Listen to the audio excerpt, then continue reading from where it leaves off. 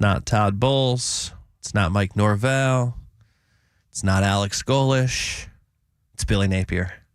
Billy Napier going to join the show at 5:15 today. We hope at 5:15. He's scheduled to call in at 5:15. So I think he'll be there. Be listening between 5:15 and 5:30. At some point you'll hear him, but we got him penciled in at 5:15. I hope he calls in on time, or we're going to be scrambling there at 5:15. So that's worth listening to as well. You can hear us scrambling around trying to find things to talk about. So we got it all in the mix today. We'll even talk Rays conspiracies, because I love a good conspiracy theory. Chris and I have our own on the Tampa Bay Rays and the whole stadium fiasco. If you're one of those people who is into conspiracy theories and you're into all the drama of the Rays, that's coming up at 3:45 today. But I want to start with something that I heard on the morning show today. Aaron Jacobson, he had a quote that is getting a lot of engagement on social media.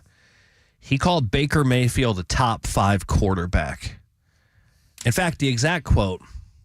Let me get the exact quote. I got the exact quote. You got the exact quote? I do. Can you read it? Because I think it was more like, go ahead. What was the exact quote from Aaron Jacobson on the Pat and Aaron show this morning? It says, and I quote, Baker is a top 5 quarterback this season, and it isn't even close. Not even close. Yep. Baker Mayfield, a top 5 quarterback this season, and it's not even close. So I guess, what does that mean? Like top 5 statistically, or meaning if we were starting a draft today, Baker would be picked in the top 5? What exactly is he saying with that? I think he's saying right here, right now, based on the season he's had. Like if he's saying we were in gym class and we were all picking a team, he would draft Baker 5th. Is that what he's saying? Like he's top 5 overall right here, right now? Yeah, as opposed to if they were to do a draft of the entire NFL quarterbacks. All right, so here's how I want to figure this out. Because I really don't know where Baker... I think top 5 is a bit of a... I don't want to take anything away from Baker Mayfield. He's a phenomenal quarterback. There's no question there. But top 5, that's quite the compliment. So I figured we could try to, maybe figure this out and try to see where he falls in the rankings. And we could kind of discuss this right now.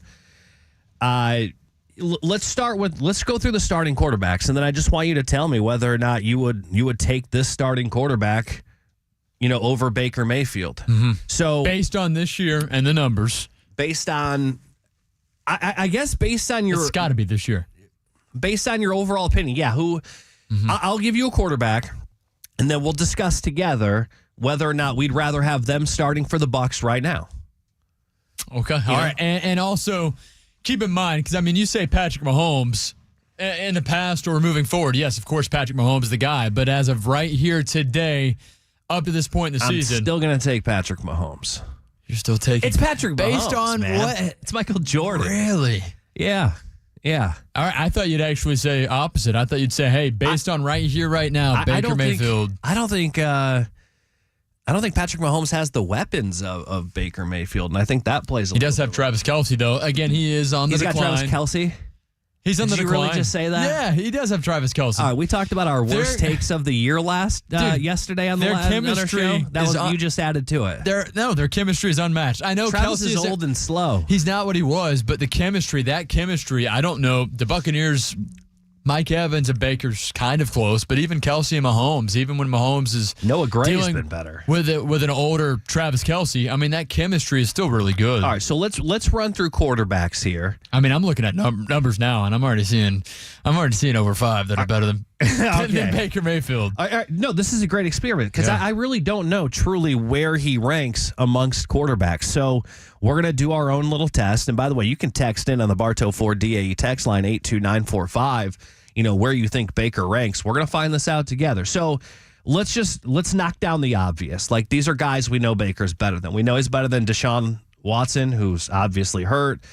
Who did I see? Was it you that put in a bet on Deshaun? Somebody messaged me and said that they put a bet in on Deshaun Watson to win MVP. Oh, that was a texter yesterday on the show. Is that what it was? Yep, he said that was his worst take of the year. Was he bet $100 right. Yesterday we shared Watson. Yesterday we shared our worst takes of 2024, and It was a challenging thing for Chris because he had to go back and listen to every show because there was pretty much one bad take on every show. For me, it was very simple. Well, you know what? I could pinpoint the one date. We're not talking about the fact that I did have the Commanders making the playoffs. You did have that, which is crazy because he called that before Jaden Daniels was even drafted. That is true. I was thinking it's more of a luck, not knowledge thing. More like a Houston Texans kind of ordeal. But if you missed the show yesterday, it's Nick Wise and Chris Mathis. We gave our worst takes of 2024, and I was kidding. I've had a lot of bad takes. The worst one was I said that the Falcons were going to win the NFC South this year. They were the offseason champs. And could it still happen? Sure, but it's not going to happen. It's a lock. The Bucs have the division. And I know that a couple of you are driving around going, Nick, stop saying that. You're going to jinx it. Nah, the division's yours. You're winning. You're good. I'm not even worried about it. And Chris's worst take of the year was he said Josh Allen was overrated and the Bills' window was over. Yeah, I did say that. And I didn't believe in Sean McDermott. It is December 17th? No, 19th? Who's the favorite to win the Super Bowl right now? Yeah, you're looking at the Buffalo Bills right. And the Detroit Lions tied for the best odds to win it all. Nah, the Lions, they're not going to win it for two reasons. One, quit. There's two reasons. I think you're just trying to go against yourself here there's two reasons why. There's two reasons why they're not going to win. All right, what do you got? Well, one is there's 22 guys on IR. That's a big factor. Two, that's an entire starting roster. If you were to split that both ways, they're signing guys from like the practice squad of Jacksonville. It's no, they're not going to win. They're done. And then number two, once I saw I think it was MGM, one of the sports books came out and said they were going to lose their ass if the Lions won the Super Bowl. And the second I saw that, because so many people jumped on the Lions to win the Super Bowl because they had pretty good odds at one point, and then they became the favorite for the first time in their history. When I saw that the casinos were going to lose if the Lions win the Super Bowl, they got no shot. You really believe that? I'm a conspiracy theorist guy. That's why we're going to get into race conspiracies at 3:45 today. But when I saw that, I immediately went, all right, Vegas plays an effect on the NFL. They're done. And they always know something, too. They know something. All right, so we're trying to rank Baker Mayfield because Aaron Jacobson says he's a top 5 quarterback. What was the quote? He's top 5 and not even close? Yes. So let's start at the bottom. These are guys that we know Baker's better than. Deshaun Watson, Will Levis, Cooper Rush, Gardner Minshew, Bryce Young. What about Dak Prescott when healthy? Taking Dak or Baker? Baker Mayfield all day. I think we've seen the best of Dak Prescott, and he's getting a little bit older. He's getting banged up more often. And literally banged up as we speak. Yeah, I mean, I'm taking Baker Mayfield over Dak Prescott. And that was even coming into the year. I thought that was pretty accurate. So when we keep both of our names on your paper over there. Put an N and a C for Chris. And let's just do a little tallies for, every time we take a quarterback over Baker Mayfield. Okay. And that'll tell us where we each rank him at the end of the segment. So Anthony Richardson. Would you take Baker or Anthony Richardson? His QBR, I believe, in completion rating is worse than Tim Tebow's in 2011. Really? Yeah. It's the worst since Tim Tebow. He's terrible. Interesting. Are you saying right here in the airwaves of Florida that Tim Tebow is terrible? I'm saying he wasn't a very good NFL quarterback. He did have that incredible overtime win to Demaryius Thomas. I'll never forget that throw because that was one of those people that Tebow belongs in the game, right? He was a good guy and he wanted to see him be successful. When he made that throw, I definitely had to talk some crap to some doubters, but he eventually ended up fading out. All right, so up to this point, no quarterback. No quarterback. Better than Baker. Okay. Let's go to Caleb Williams in Chicago. Absolutely not. If you're starting a long-term franchise, maybe you're taking a chance on Caleb. But we're talking about right now. We're talking about starting Sunday. Would you rather have Baker Mayfield or this quarterback under center? Against Dallas. And Caleb Williams, he's still got too much college football in him, man. The running around. Oh, my. He's going to get himself killed. This ain't the Pac-12, bro. You got to get rid of the ball. He's just flinging it up. He's just launching the ball. I'm going to throw it over there. And then he goes to the sideline. He's on the bench, and he's deflated. He's got weapons on that team. And unfortunately, he still thinks that he's got to make every play. And his game hasn't translated to the NFL yet. All right, how about C.J. Stroud, who's kind of taking a step back now that the Bryce Young pick isn't looking so bad compared to the C.J. Stroud. Last year, it looked horrible, right? Stroud was incredible, Bryce Young was not. Now the gap between C.J. and Bryce is it's a lot smaller than what it was a year ago. I'm still going to take Baker Mayfield over C.J. Stroud because of the sophomore slump. I'm looking at Baker Mayfield right now last year was his C.J. Stroud season, right? If you put them on the same wavelength, they had very similar seasons. Well, Baker has gone even higher than last year's numbers, where CJ's kind of gone the other way. So I'm going to take Baker Mayfield over CJ Stroud. I think that's easy for me. Right here, right now, 2024, I'm taking Baker Mayfield as well. All right, couple easy ones. We'll get this out of the way because I don't think we'll take Baker over either of these guys. Geno Smith, Bo Nix, Kirk Cousins.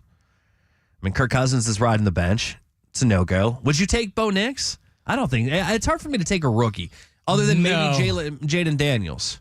I wouldn't take Bo Nix over Baker. All right, Geno Smith? We just haven't seen enough. Geno Smith, no. I think Baker Mayfield is an upgraded Geno Smith. I kind of compare those two.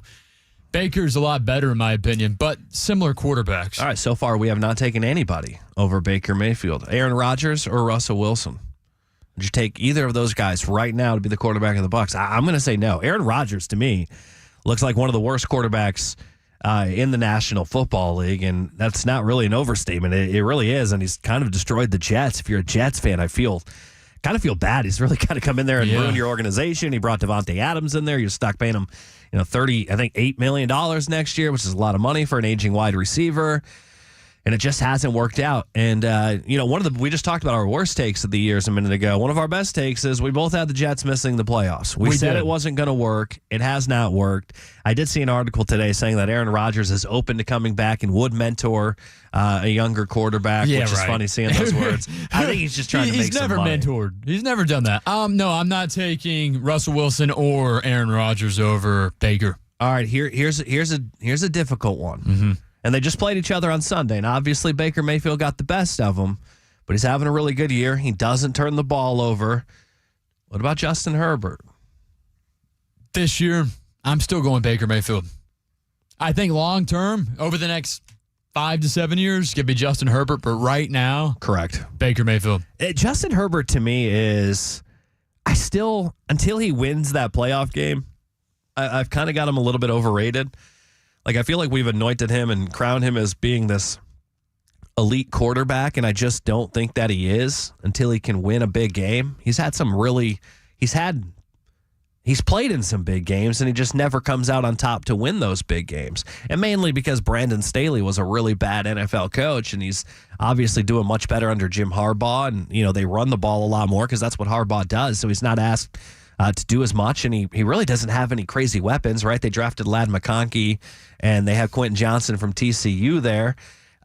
Outside of that, as far as pass catchers go, they're not deep. They're young. So, I'm going to take Baker over Justin Herbert for this year as well. Yeah, I will also do the same, Nick. And it also feels as if Justin Herbert seems to always be nicked up. I mean, it feels like, from me looking at the Chargers over the last 3 or 4 years, ankle there's injury always, right now. some tweak going on with Justin Herbert. I'll take Baker today. Jameis Winston. Oh, that's easy. Baker Mayfield. Give me Baker Mayfield. Who would we got Gene Deckerhoff's brother Dean in here. Dean Deckerhoff. Who would you take, Baker Mayfield or Jameis Winston? I'll tell you what, man. If I live in Kansas, that's Famous Jameis. I like Famous Jameis because I called the games back in college. Oh, okay. Famous Jameis. Give Dean Deckerhoff joining the show today. Dean, can you give us a Jameis Winston call throwing a touchdown, and also Baker Mayfield call throwing a touchdown? All right, here we go. Baker Mayfield rolling to his right under pressure. Looks right. Throws it across the middle. K-Dot, touchdown. Fire them Cannons. All right, give me a Jameis Winston actually interception, not touchdown. Jameis Winston dropping back, looking to his right. Throws it. It's overtime. It's picked off. Deion Jones. He takes it to the house. 3-2-1. That's number 30 on the year. All right, so we both would take Baker. Drake May, Trevor Lawrence. I think we'd take Baker Mayfield over. Mm-hmm. Two guys that just haven't. I mean, Drake May hasn't had as much time, but Trevor just has not proven himself in the this NFL. is going to start getting harder. So what? We're probably about midway through right now. There's 14 quarterbacks left. Okay. So we have Baker in the top 15. Sam Darnold for this year. For this year, Sam Darnold's having a better year. Yeah, but I think it is based on this year. Oh, that is tough. But when I look at Sam Darnold, it's like the weapons that he has in Minnesota. He's got an offensive head coach who's really good. The Rams won a Super Bowl with Kevin O'Connell as their offensive coordinator. Kevin O'Connell was a quarterback. So I think that Darnold is really just in a better situation than Baker Mayfield. I don't think that Sam Darnold could do what Baker's doing here in Tampa Bay. And that's how I look at this. So I'm going to take Baker Mayfield. Same. Tua, Derek Carr, pretty simple. We would both take Baker Mayfield. I mean, I can't speak for you. Would you take Tua or no, Derek Carr? I would not. Derek Carr has been a dud. I love how the NFC South teams just keep signing bad quarterbacks. Let's keep it outside rocking, of the man. Bucs. Let's hope keep that the trend going. Michael Penix Jr. is terrible with the Atlanta Falcons. I don't wish that on Michael Penix Jr. He seems like a great guy, Tampa kid. I always try to root for the locals. It does suck because Look at you, man. You are a good guy. But it sucks that he plays for one of the teams that we hate the most. But I don't wish a horrible career on him. I wish that he has success at finishing at second in the NFC South. Okay, year in and year out. All right, so we've got Baker right now sitting at number 12. There's 11 quarterbacks to go. Patrick Mahomes or Baker Mayfield? Right here, right now, based on what we've seen. If you stop. You're talking about leading this team the rest of the way. If you were sitting here, let's make this fantasy football. Baker Mayfield, 10 more passing touchdowns. You could argue he's got more weapons than the Chiefs.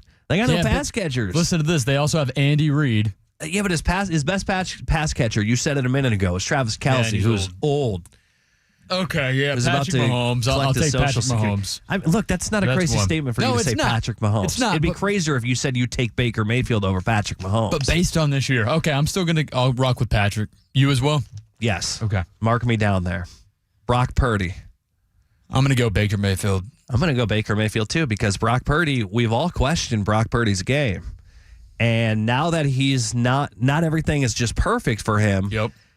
The 49ers are falling apart. Christian McCaffrey injured. When he's not going, it seems like Brock Purdy's a different guy. Deebo Samuel's irrelevant now. He's caught one touchdown pass. Dude, Purdy's looking a lot more like what we all thought he was. I saw a meme on the internet. It was saying that this year, it was a picture of Dan Skipper, a tackle for the Lions who caught a touchdown pass in the game the other day. It showed that Dan Skipper, offensive tackle, had as many touchdown catches as Deebo Samuel. I'm like, oh my God.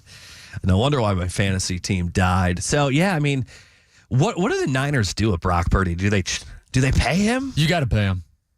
You're talking about to pay him. You're talking the window is closing, dude. You're talking about a $245 million deal like that you're going to have to give him. You think he's draft better around him? You think guys that are more for the team? You think that they should give him one of those $250 million? Like you're talking $50 million a year. You think they should give him one of those?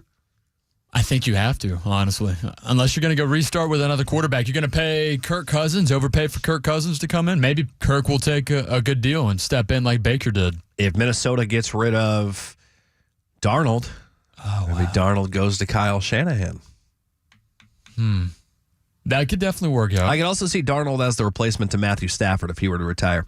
All right, let's move on. So the only person that we've taken so far over Baker Mayfield is Patrick Mahomes. Jalen Hurts. Oh, man. He does have better weapons at receiver, a better run game, Saquon Barkley. Oh, man. I think overall I like Baker Mayfield better, but you had to choose. Passing touch, I know. If you had to choose a quarterback to start on Sunday for the Bucs, I'm going to have to take Jalen Hurts. Yeah, dual threat quarterback. He's proven to me that he can get to a Super Bowl. He's gotten there before. It's kind of crazy because in college, they both went to Oklahoma.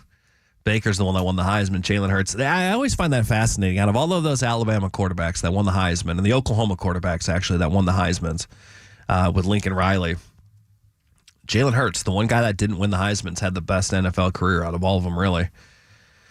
I'm going to have to mark me up for Jalen Hurts. And look, it's close. Could go either way on that. What about Jared Goff? I'm also going to go with Hurts as well. Jared Goff, he's had a really good year this year, too. He's had a phenomenal year. Also in a good, offensive system. Mm-hmm. The problem with Goff is he's not good outdoors. And so if you were to play him here in Tampa Bay, he's outdoors. No, he'd be fine here. It's more like this weekend he's in Chicago. Like, I would not lay the points with Detroit against Chicago. When Baker Mayfield's outdoors, I don't even think twice about that. I'm going to take Jared Goff over Baker. I don't know. I think I'll stick with Baker Mayfield. Jared Goff makes a lot less mistakes is the reason why. He is a little bit smarter with the football. There's no doubt about that. All right, so tally me up for Jared Goff. I'm going to stick with Baker. I don't think the discrepancy there between the two is that big right here, right now. No, I don't think it is either. I mean, based on the ratings, Jared is way higher, but again, I think he's got a little bit more weapons than Baker Mayfield. Jordan Love. Jordan Love, based on what he's done this year. I feel like we're about to find out that maybe Aaron Jacobson was right. I'm taking Baker Mayfield. I like Jordan Love long term, but right now, today, I would take Baker Mayfield. Yeah, and he's with an offensive coach there. I'd take Baker as well. Now, this is a guy that the morning show was fighting. They were fighting about this yesterday with their producer, Casey, who is a fan of the Rams, Matthew Stafford. Matthew Stafford has 19 passing touchdowns, 7 picks. He has 2 of arguably the best receivers in the league. Hurt. They've been hurt. This is the first time they've been healthy. I see the morning show. Sean McVay too. The morning show said it wasn't even close. That they would take Baker over Stafford the whole time. And Casey was arguing. It got into a heated argument. Wow. It was pretty deep on the morning show yesterday on Pat and Aaron's show. I would take Stafford. Like I don't know. You're taking Stafford. He's got one of the best arms in football. He's smart with the football. It's so close, but yeah, I think I'd take Stafford. I'm going to go Baker Mayfield. I'm taking Baker Mayfield there. So you've got 4 quarterbacks so far that are better. I've got 2. Jaden Daniels. That's a tough one too. Again, if it's long term, I'd take Jaden Daniels, but short term, we're talking about just today and this season. Go win you a playoff game. I'm going to go Baker Mayfield. Kyler Murray. Baker Mayfield, not even close. Really? Statistically, Kyler's one of the best quarterbacks in the league this year. I prefer Baker Mayfield over the 2. Yeah, I do too. Joe Burrow? Okay, you got to go. I got to go Joe Burrow. I mean, he's got a terrible offensive line, lack thereof of a run game. No defense. No defense at all. I mean, they just lay down. He's one of the best quarterbacks in the league. So, yeah, Joe Burrow, it's a no-brainer. And then the last 2 are Lamar Jackson and Josh Allen. I think we're both going to take those guys over Baker. So you've got 5 quarterbacks better than Baker. So I got Baker at 6. You got Baker at 6. And what do you got him at, top 4? I got him at 4, yeah. Interesting. Yeah. And you questioned about possibly taking him over Patrick Mahomes. I did. Which would have been one of the dumbest takes, I think, on the radio station this year. That's fair to a certain extent. I'm talking about that's right more now. Than fair. Tom Brady. I mean, Tom Brady. Look, man, he nearly always looked like the GOAT at all times, even when he didn't have that many weapons. The biggest Bucs fan in the world driving in their car right now would admit they would take Patrick Mahomes over Baker Mayfield. And I would too, but I'm just saying, I think it's close based on this year alone, right here today. It's a little closer than what it should be or what we really think it would have been coming into the year. All right, so Aaron Jacobson, we've learned his quote's not as crazy. He said he was a top 5 quarterback, no brainer. I've got him in the top 6, the way that we just did this, and you've got him at number 4. So that's pretty good. So what was? I thought Aaron Jacobson was high this morning, but I guess he was closer to being right than not. And I'm usually not that optimistic. I mean, a lot of people know me as picking against the Buccaneers, which I usually just tell you exactly how I feel. So for me to say that Baker Mayfield is top 5 right now, heading into Sunday's game against the Cowboys, I mean, that says a lot about what he's done this year. You always pick against the Bucs when they're underdogs, I notice. I don't intentionally do that. It just shakes out that way. We got a text that says you guys are such homers. How? I mean, were there any quarterbacks that I said that I would like? Were there any that were questionable in that segment? I think all of those were pretty good. Yeah, I don't know. I'm not entirely sure. It's not like we just said he's better than 29 other quarterbacks. The whole text said, you guys are such homers. That's why I'm changing your station right now. It's disgusting to listen to for 5 seconds. This is what I love about sports radio, because every other time, like yesterday we did a show and this guy texted us like, Nick, why do you always hate the Bucs? And I'm like, what? And then today you're a homer. I didn't even say I hate the Bucs. How about this text out of the 941? Hurts, Goff, Stafford, and Baker are all equal and interchangeable. I think that's dead on, that's right? Like it really is. Spot on. If it came to, it's like trying to decide between, like, you and your friend at a party. You're like, oh, which girl's prettier? And then they're both pretty, and you're like, how about you just pick one? I'll take whichever one you don't choose, right? That's exactly what it is with Hurts, Goff, Stafford, and Baker. They're all pretty much equal in talent. Mm-hmm. And I would probably go with the guy who has the least weapons to work with there. So, who's the guy with the least weapons? Think Baker? Are you really insulting Mike Evans like that? Bucky Irving, Chris I think Godwin? it's Baker. Well, Godwin didn't play most of the year. No, that's true. I think if Godwin's back, then it's a different story. Yeah, if Godwin's back, then Baker's got, arguably maybe the best weapons. Yeah, I mean, there. Godwin was the number one receiver for a couple of weeks. All right, so here's what I want to do coming up next. We've got a segment called Can We Admit? We do this on our Saturday show, which we have an announcement about that show later today in the program. Big announcement. For those of you that love the radio station and you get into all the shows, this is something you're definitely going to want to hear. This is definitely something that I think will make you sad, but I think you're also going to be happy. Sappy. Let's call it sappy. So I want to play Can We Admit? And for example, can we admit the NFC South is a lock for the Buccaneers to win? All right, we'll get into Can We Admit next. It's Nick Wise and Chris Matheson for TKras this afternoon. WDAE Traffic update. This report is sponsored by Macy's Backstage. Seeing delays on northbound US 19 approaching Curlew. Also a crash being cleared in. Slow traffic on northbound 275 from before State Road 60 to past Howard and Armenia. Get traffic info around the clock.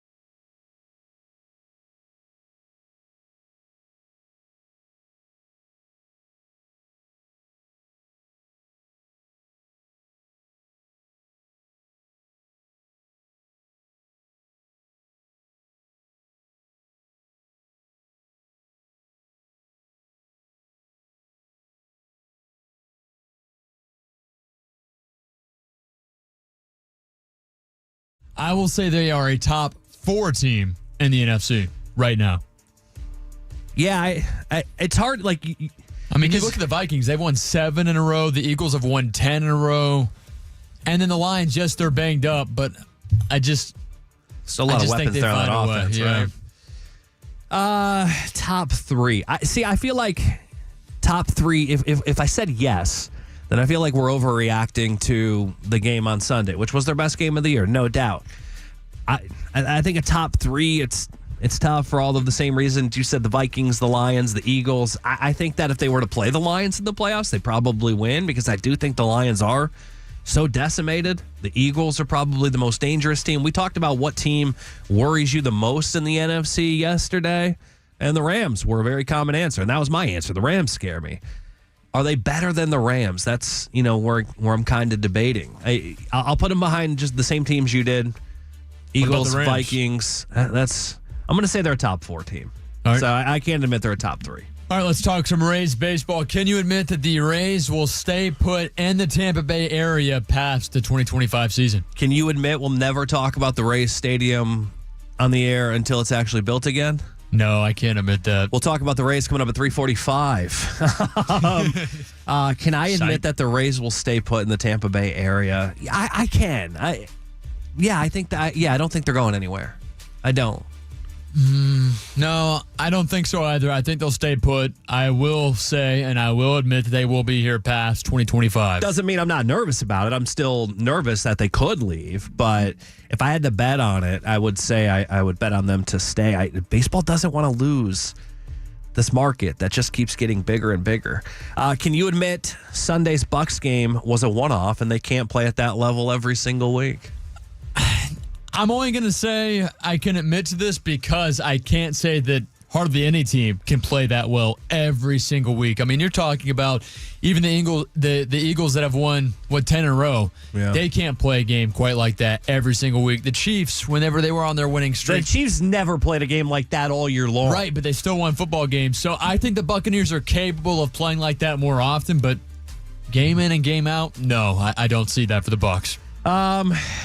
Yeah, no, I'm with you. It's hard for them to replicate that. That was a really good game, and I wouldn't be surprised in a couple weeks if Carolina challenges them again, and then people are going to be upset with Todd Bowles when that game is, close for comfort and you're sweating it on your couch. But that's division games for you. Carolina been playing better too.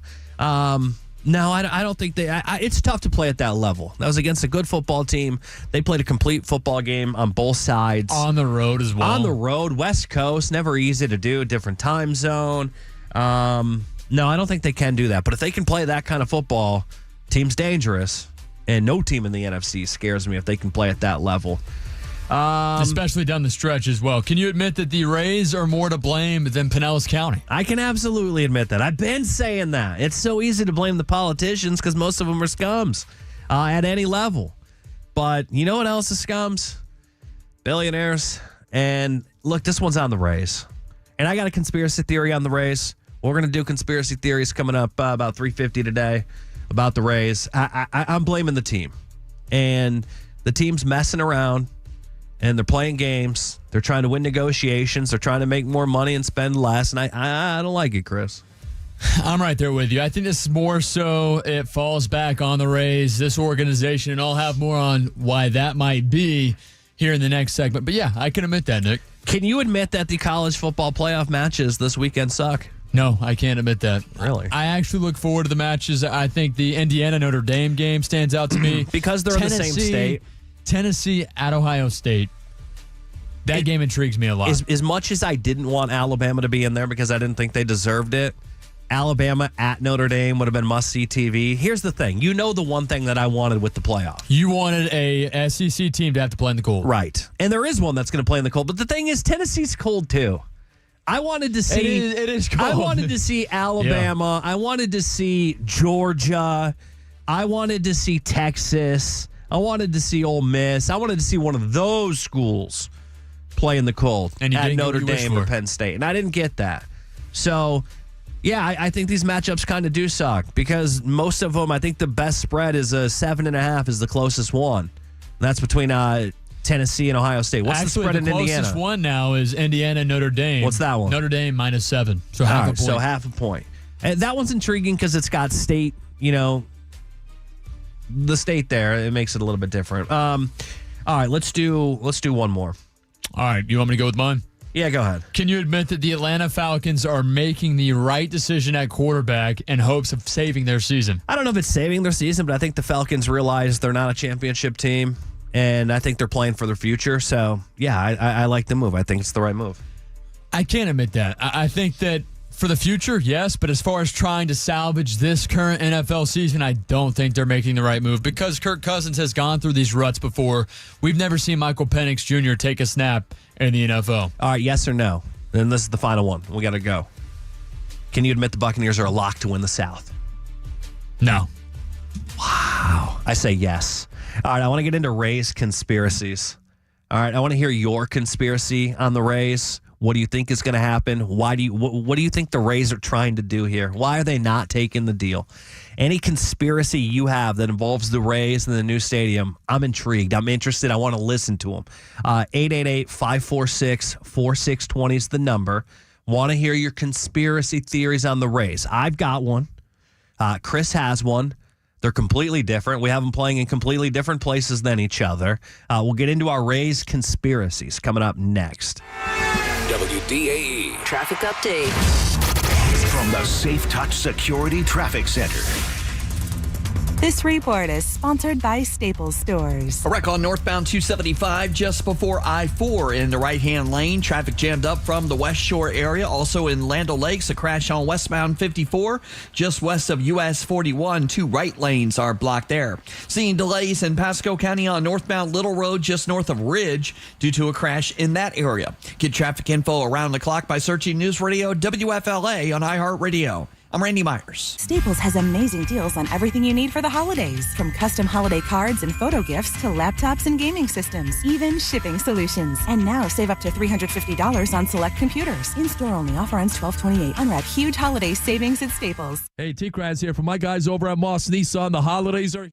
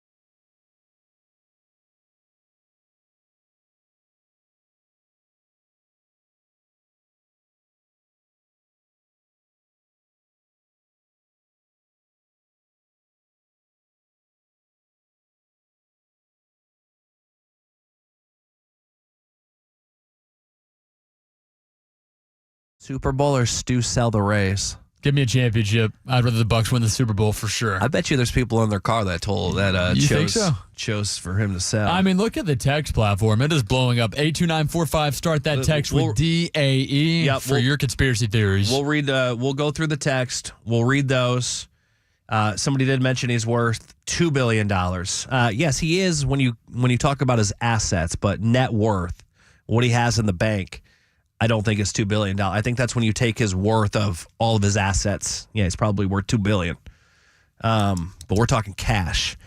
All right, conspiracy theories on the race. Let's hear them. 888-546-4620. Got a couple people on hold. You guys are going to lead us off coming up next.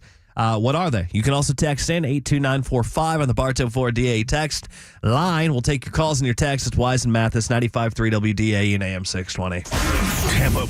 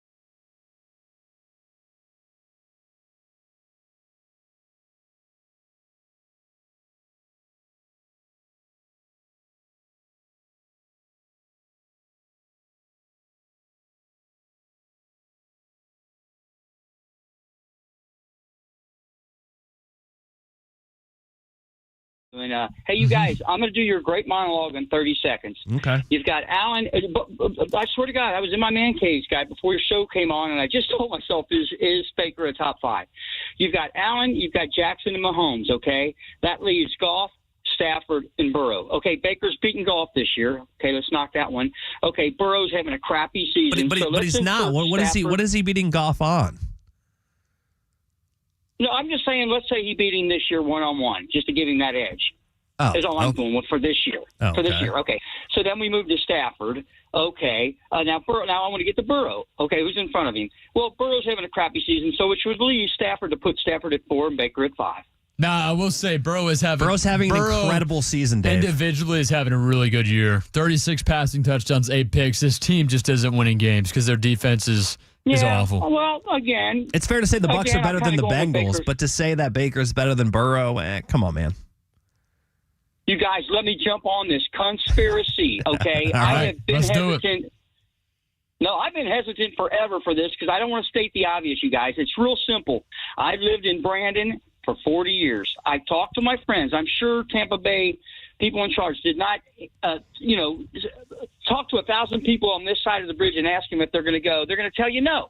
You cannot build a stadium over there. I mean, it has not worked. And if they even think they're going to do that, it's the biggest joke in sports history. All right, Dave. Here's my thing. I appreciate the call. Here's my thing about people that complain about the stadium being a joke in that area. Like, yes, it hasn't. The attendance hasn't been great, and we blame it on the attendance. And I do think that plays a big factor in. But at the end of the day, it's not that far. It's really not. Now, Brandon has crazy traffic. 301's insane.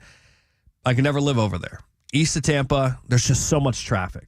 It's not a convenient drive whatsoever. But where the Trop is, let's say you got to drive. What would you say the average drive to the Trop is for the average fan? I would say 30, minutes? 35, yeah. That's really not that bad. You know, when you go to other major cities, guys, it's not easy to get to the stadium. I went to a game in Houston last year. Because my wife's family lives there. Went to Houston. It took about 30 minutes to get to the stadium. And getting out of there in Houston traffic, it was a much worse commute than, let's say, from Hard Rock to the Trop. You know what? I think no stadium is like just conveniently placed. Unless a lot of them you live are downtown, right? Like getting to Yankee Stadium in the Bronx, not easy. Going to Queens, not easy. You know, if you live in Jersey and you're a fan of the Yankees, you can't just drive. You got to take a bus and hop on a train. It takes work to get to the games. I mean, you can drive from Jersey to the Bronx, but it's an inconvenient drive. Now, here's my thing. I think 30, 35 minutes is not that bad. But if you show up, 30, 35-minute drive, right? I have no problem with the commute. I drive from You drive from Odessa. Odessa area, yeah. So here's the thing. You drive what some say is a far amount of time, right? Whether it's distance or time, mileage, whatever the case may be. Then you pull up to the Trop. If that were a nicer stadium, maybe you wouldn't feel so bad for the first couple of years about how far of a drive. Because then you're probably thinking, hey, you know what? Look at this stadium. Look, we're experiencing this game. Look at the atmosphere. Look at the parking lot. You pull into the Trop now. I will say that's one of the first things that stand out is the parking situation there. You're parking in a concrete jungle. It's not nice. It's not well maintained. Yeah, but I don't need There's a nice gravel. I don't need a nice parking lot. I think if it were nicer, I think there'd be some people that would complain a hell of a lot less. There's no doubt about it. I think for the first couple of years, if it's in St. Pete, your attendance would go up because it is a new stadium. Eventually, the newness does wear off, and I think that your attendance is still going to struggle. But at the end of the day, it's still not that far. Is it the best and most convenient location? No, it's not. But at the end of the day, we're talking about an average commute for most people, 35, maybe even 40 minutes. Well, yeah, it takes me longer to get to work. That's really normal, though, in Major League Baseball. Mm-hmm. And a lot of these stadiums are in very congested spots. You know, Wrigley Field. And don't get me wrong, I understand there's a lot more people that live around Wrigley than there are people that live around the Trop. I understand all of that. So no need to text and tell me I'm an idiot. I get that. But for someone that wants to drive to Wrigley Field from the suburbs, that's not a convenient drive, right? There's a lot of traffic. If you're a White Sox fan, you got to go through the hood. That stadium's in the middle of the South Side. You know, like every stadium is going to have its challenges to go to. But I don't want to use that as an excuse, and that is kind of everyone's excuse. Well, it's far, but it's really not. When you really look at it in the grand scheme of things, it's just as far as what anybody else travels. I think that shiny new toy and a new stadium would definitely, I think it would help out. Yeah, it would wear off after a while, but it would definitely be of benefit to those fans that do think it's too far of a drive. All right, so we're doing Rays conspiracies right now. What is your conspiracy on what you think is going to happen with the team? Why do you think they're doing what they're doing? And what I mean by that is, why do you think they agreed to something and then now all of a sudden they don't agree to it? Why all of a sudden are they wanting $150 million more after a 49-day delay in the bonds? We've got our conspiracy hats on. My conspiracy is that Stu Sternberg, a man who is worth, according to, what was that, Wikipedia you had? I found a more reliable source than that, but yeah, I can't remember the exact source. It was $800 million. And that's on top of the assets he has. That's not including the Rays that are worth $1.5 billion. But I think that Stu, and he doesn't want to admit this because no rich guy wants to admit it, because if you think of all of his friends, they're all rich too. Rich people don't want to admit they can't afford something. And I think that Stu Sternberg, based off of this deal, I think he legit can't afford it. And that's why he wants more money from the city. But he's never going to admit that I can't afford it, right? He's making it look like it's better for business, which it is when you get free money from the city. But I think that Stu can't afford it.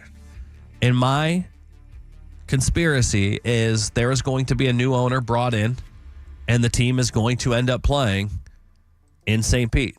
That is my conspiracy with the Rays. 888-546-4620 is the phone number. We want to hear your conspiracies before we go to the phones. Chris Mathis, your tin hat, what was your conspiracy? My conspiracy is as simple as this. Stu Sternberg feels as if he's already gotten the best out of St. Pete. The Rays being right there in the city of St. Pete, he can't really benefit much more from that franchise being there. He wants to look to an area that's bigger, a place where it tends to be believed that there are going to be more fans that show up to the games. He wants the Rays to be moved to Tampa, and whether that happens or not, that's something that we're going to have to see from Stu, but I think it's going to play out in that favor. I think the Rays are going to find a way to play baseball in Tampa Bay, and Stu Sternberg has to be a big part of that. So you think Stu's going to be the owner and they end up in Tampa. I think Stu's not going to be the owner and end up in St. Pete. So we got two different conspiracy stories. 888-546-4620 is the phone number. We do have a text here. Earlier I had asked you if you would you rather have a Super Bowl or Stu sell the team? You said Super Bowl. Somebody texted and said I'd give up my Pornhub if Stu would sell the Rays to a local investor. I got bad news for you, buddy. Pretty soon you might have to give up Pornhub because at the end of the new year, I saw this from WFLA. They tweeted it out yesterday. In order to watch Pornhub, you'll have to show them your driver's license. Wow. Yeah. Okay. The government's controlling what we watch on our computers. All right. I want to start with Dave because Dave's got an interesting conspiracy. Dave's in Hudson. He's listening to Wise and Mathis right now. Dave, I got you on 95.3 WDAE and AM 620. Go ahead and give us your Rays conspiracy. Hey, guys. How you doing? Great show. Thank you. You got a lot of topics.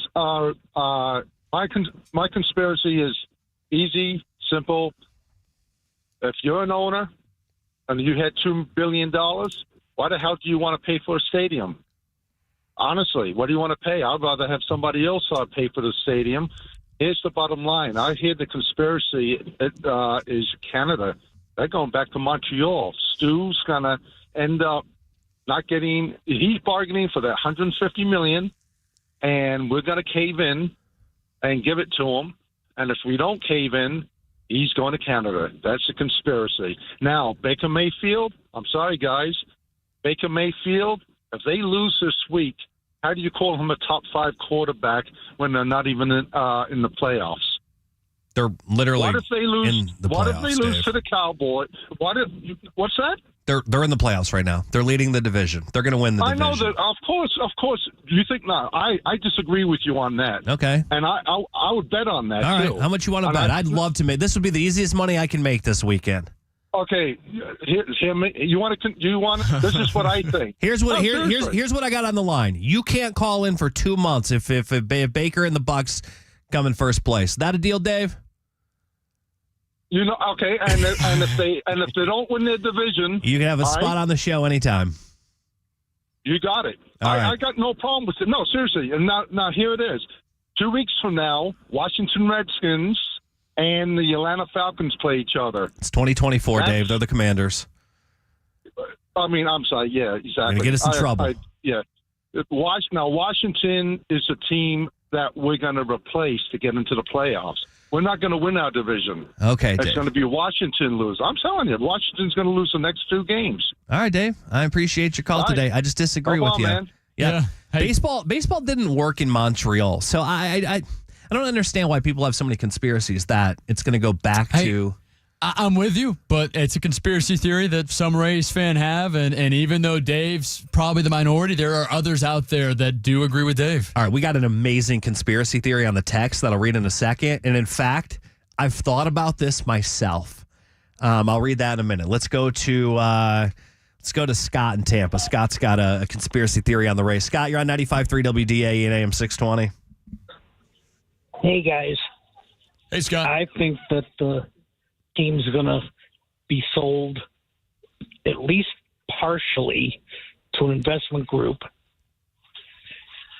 And I think a stadium gets built on the Tampa side of the bay. All right. Interesting. All right, I like it. Tampa side. So he's with me on that, but with you that Stu sells. Yeah, he says Stu sells, and it ends up in Tampa. I see. I just have a hard time believing it could end up in Tampa because Tampa had years to come up with it, and they never did. So to me, I don't understand how Tampa's even possible. You come in with a new owner, and all of a sudden we're starting from scratch with a new owner, and we're talking Tampa. Like, this isn't just something we can start overnight. Like, we need to be starting construction here in March. Mm-hmm. Now, maybe we bought an extra year with the Rays not playing at the Trop. Maybe they need to live out that 30-year agreement. So I don't know how that's going to work out. Maybe they stay there for an extra year. But you can't just – I don't know how Tampa's an option. I really don't. And that there's got to be a lot of more action. I mean, obviously words have to be given, but they'd have to pay to fix the Trop. Mm-hmm. And they would also have to play there for longer than what they expect to play there now. Yeah, I mean, I'm hopeful that the Rays end up in Tampa. I think that'd be the best benefit here for this franchise moving forward. But as long as they're in the Bay, I'm happy. Just my conspiracy theory is that Stu hangs on to it as long as he possibly can, and the Rays go across the bridge. So here's a great conspiracy theory on the text line, which I've thought about this myself. Didn't Vinnick just cash out a big portion of the Lightning? Also, Mark Cuban cashed out as well. Maybe he wants to get into baseball. The Mark Cuban thing, I never thought of that. But the Vinnick thing, that's crossed my mind. Getting to the Rays? He doesn't own the Lightning anymore. He sold the shares. He's got that dough. Now, he did share a lot of that profit with his workers, which is really cool. I don't know if you saw that. When Vinnick cashed out, he gave all of his employees minimum of $50,000 bonuses. Oh, my goodness. He shared the wealth. He's a great guy. I mean, he's a great guy. That would be awesome. remarkable, though, if he did. I just think that there's a reason why he sold the Lightning beyond just owning the Lightning. I don't think the stake is as high as it's ever going to be, right? The Lightning value is high, and it could... Look, it's Florida. Hockey's never been the biggest thing, and the Lightning value is super high. He sold it while it's high, I think. I'm not saying that the Lightning are going to decline. They got great ownership, and they've got a great front office. I think they'll be fine, but I think he saw the moment of, all right, this is as high as it's going to get. Let's go ahead and sell now. I'll make my profit, I think is what happened there. I would love to see Jeffrey Vinnick buy the Tampa Bay Rays. And again, that's crossed my mind as well. He could do it. I mean, that'd be best case scenario. The team would be on the uprise for sure. Text out of the 727. Maybe Tampa doesn't like Stu. Maybe if he sells, they will work with the new owner. Yeah, I think you're waiting too long for that to happen. Well, and I think when it comes to decisions with this kind of money on the line, you got to put stuff like that aside to do business, right? Like sometimes in order to make money, you got to do business with people you don't like. And if they don't like Stu, but it's going to make them a lot of money, Politicians will put all of that aside, and they'll play ball with someone they don't like to make a little bit of money. Eddie's been waiting in Riverview. Let's get Eddie on the show. Eddie, you're on with Wise and Mathis. Your conspiracy theory on the Tampa Bay Rays. Let's hear it. Man, one of y'all actually kind of said my theory a little That's bit. all right. I honestly believe, and I said this from the beginning, man, I really feel like Stu Sternberg does not want to stay in St. Pete. I think he might have spoke too soon and probably jumped the gun the same way he did with the Montreal thing when he had all the BS going on saying, oh, Montreal, and he mentioned that on social media. I think it's the same scenario. I think he spoke too soon. He wrote a check he couldn't cash. I think he had no intention of staying in St. Pete. I think he has no intention of staying in St. Pete. I think he'd rather go anywhere in the world other than St. Pete. And honestly, I've been watching the Rays a long time. I was here for the Jose Molinas, the Carlos Peñas. And Oh, yeah. I don't care. Honestly, I'm so sick of Sternberg. If it were any other owner, I'd care. He just doesn't care about our team. He's a Mets fan. He doesn't invest in the team. I can't remember ever having a legitimate free agent who wasn't past his prime signed here in my lifetime. I can't remember. He gets all this young talent up through the minors, and he immediately sells them off, trades them away. We can never buy a jersey because we don't know if the guy will be here next year. Who cares? I hope it's anyone but Stu Sternberg, or they can leave. I won't care either way, and I'm a Rays fan. I'll watch them wherever they go. I will watch them wherever they go, bro. If they go to Montreal, they go to Vegas, Orlando, I will watch them. They will always be my team. I don't like Stu Sternberg, bro. I don't like owners like him, and I don't care anymore. I'm sick of Stu Sternberg. I'm sick of him not spending money on a team. Who cares? Eddie, Thanks, guys. Eddie, you know the report came out a couple weeks ago. They were saying, oh, Eddie hung up. I wanted to ask him. You know, the report came out he said a lot of things there, actually, I want to touch on. He did, yeah. No, I mean, he was all over. I mean, he did a good job there with that He basically said he'd still root for the team even if they left. Which Montreal, Vegas, anywhere. I'm out, too. You know, they said the Rays have been losing money over the years. You want to know how much revenue the Rays made in 2024? This is according fill to me in. AI. I have no guesses. What do you think? I don't know what the average ballpark is, so I don't give out a number. But yeah, enlighten us. What numbers we got? So their operating income is $68 million in 2024. What do you think the revenue that was made?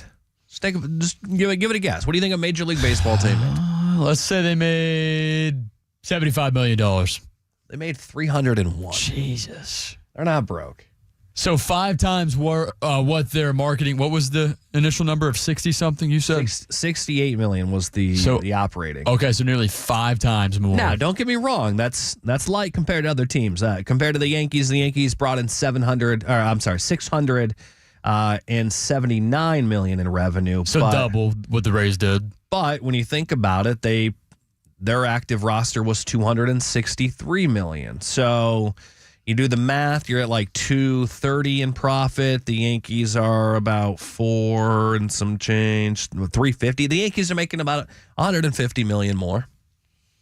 You know, but it's New York City. It's New York City. They've got a load of roster. They got to pay those New York City bills. They do. I mean, you've got an entirely different type of roster than what the Rays have to work with here. So let's go to Colin in Zephyr Hills. Colin, you're on with Wise and Mathis, 95.3 WDAE and AM 620. Hey, what's up, boys? So Nick touched on it a little bit. This is a dream conspiracy. I have my tinfoil hat on. Imagine if Vinnick sold his shares of the Red Sox and, sold part of his shares of Lightning already and, bought out the Rays and brought them to Tampa. We'd have all 3 teams sitting in Tampa just like everybody else wants. Nobody wants it in St. Pete. Everybody wants it in Tampa. Jeff Vinnick is the guy. Jeff Vinnick's the guy to get it done. So, but let me. I just want to talk about the QBs real quick because I will not take no Aaron Jacobson slander. No Aaron Jacobson slander. Well, I checked. So you guys were talking about it. About a minute later, I got a notification from the NFL. They ranked their top 5. Number 1, Josh Allen. Number 2, Lamar. Number 3, Joe. Number 4, Jared Goff. And guess who's number 5? Was it Baker Mayfield? Baker Mayfield jumped up 10 spots. Baker Mayfield is number 5 according to NFL. So I just want to throw that out there. That's good news, man. I had him at number 4. Nick had him at number 6 right now. So it's clear that he's a top 10 quarterback. Let's go. All right, Colin, I appreciate your call today. Thanks for listening, buddy. Yes, sir. Fire him. Great call. I mean, look, there's one thing that he said. Everybody wants him in Tampa. I live on this side of the bridge. All right, don't speak for me. I selfishly love having them over here. But for the greater good of the team, if Tampa is where they end up, I would absolutely take that as well. I'm afraid to take this call. Uh-oh, who do we got? So I don't know if I want to do it or not. So I'm going to give him an opportunity. And if it gets out of hand and he doesn't stay on track, we're done. I'm just getting rid of him. And I'm going to come off as a jerk. There's 3 different guys this could be. Put them on here. Who do you think it is? It's going to be either Buccaneer John, Pat in Clearwater, or it'll be Sincerely Guy. It's a Pat, but I don't think he's in Clearwater. Citrus Park. That's correct. Pat, don't let me down. Make this a good call, buddy. Don't get all sidetracked. Don't start talking about where people live. Don't talk about a deal you have with Chris Mathis. Give us your conspiracy theory on the Rays, all right? Okay, make a long story short, the conspiracy theory with the Rays, I want you to listen. I'm listening. The people of Hillsborough County paid a penny to build Raymond James. The original stadium was supposed to be just south going towards Columbus. Steinbrenner ended up building the stadium. All I'm trying to say is, you're right. The owner of the Rays, he's a cheap guy. Hey, they get paid $50 million before a ball is thrown in March, and he spends $70 million. So you guys nailed it. Excellent show as usual. All they got to do is put the stadium right where already Steinbrenner Field is, and you can call Hal right now. I have his phone number. You can call him, and they'll agree to enclose the stadium and put a roof on it, and you're done.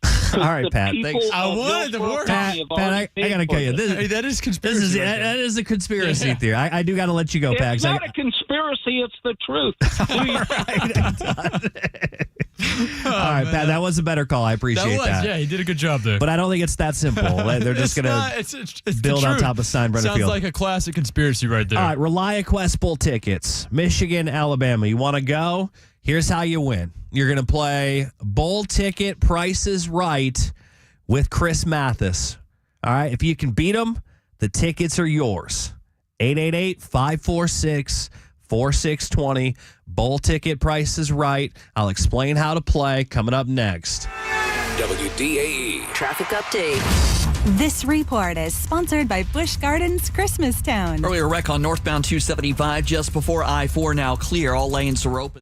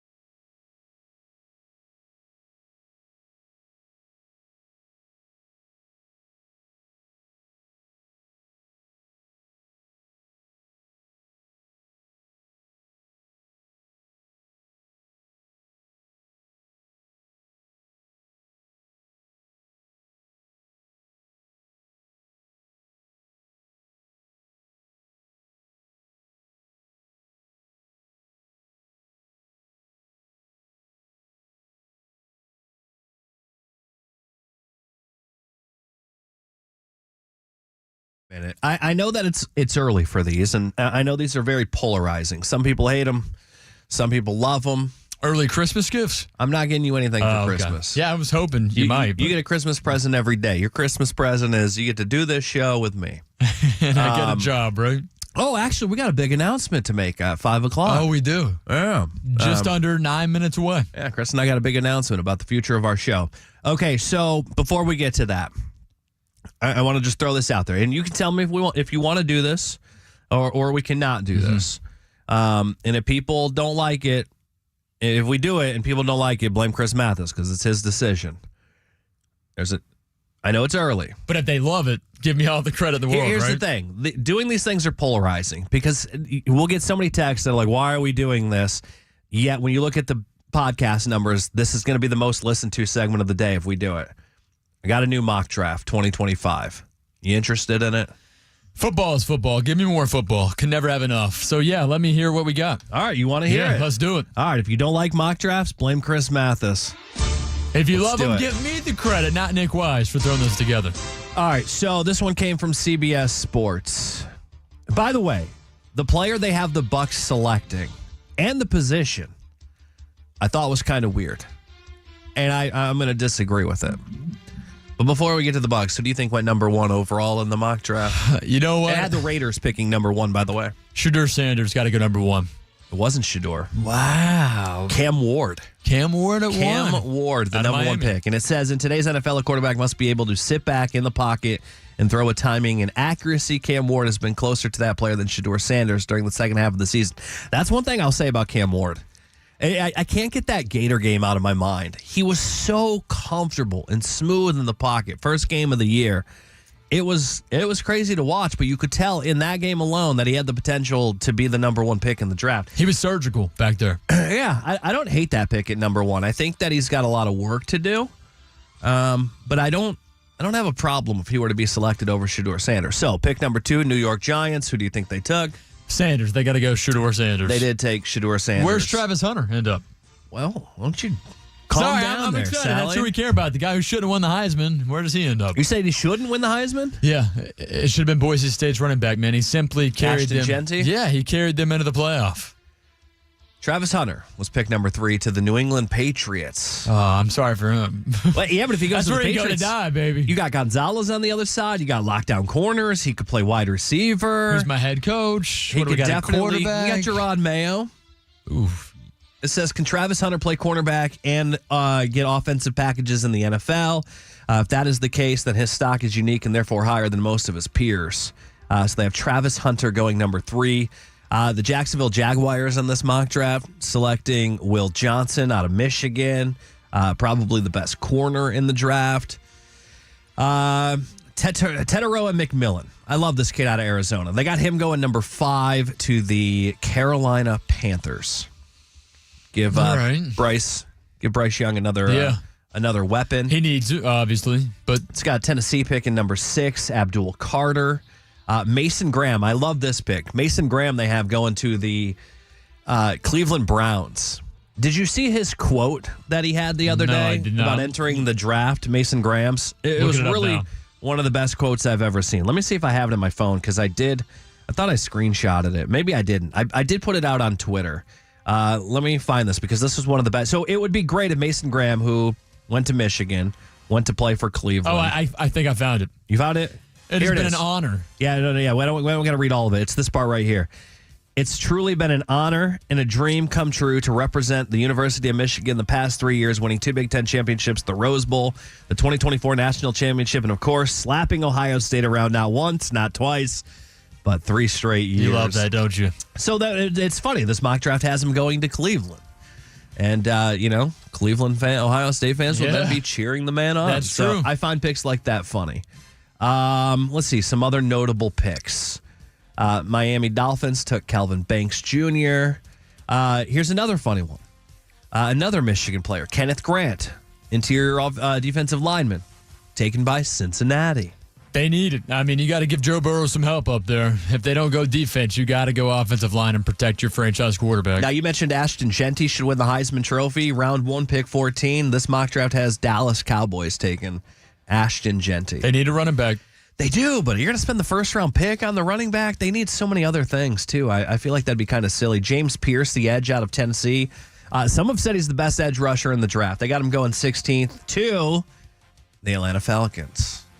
Which they need, they need a pass rusher for sure. That's what we thought they were going to take in the first round last year before they took Michael Penix Jr. And right now, based on having to bench Kirk Cousins, they did make the right decision right now. Pick 19 I find interesting because it's the Chargers. Jim Harbaugh, they have him taking Michigan tight end Colston Loveland. Okay. Wouldn't be surprised by that. Jim Harbaugh loves tight ends. Already at pick 19, the Bucs have yet to be mentioned. Well, funny you say that because here they are at pick number 20.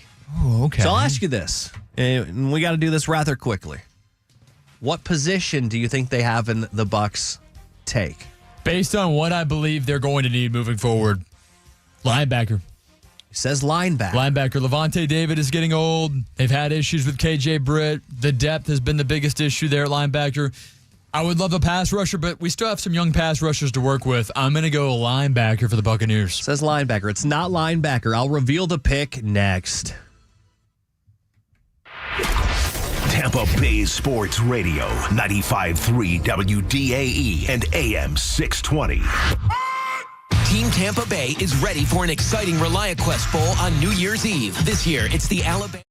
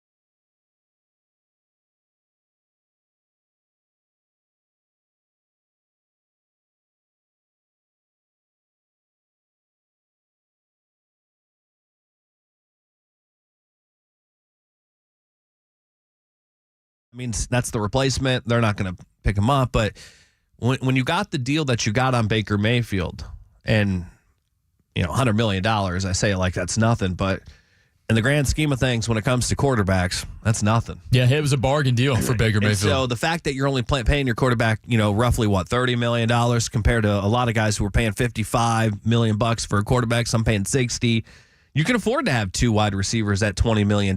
Not, my choice of where I want to wrap up most of my money, but the Bucs can afford to do so, and I think they will do. So I think they're going to make good. I do think Chris Godwin's here next year. Yeah, I think he'll take somewhat of a hometown discount. Plus his injury status over the last couple of years helps knock down his value.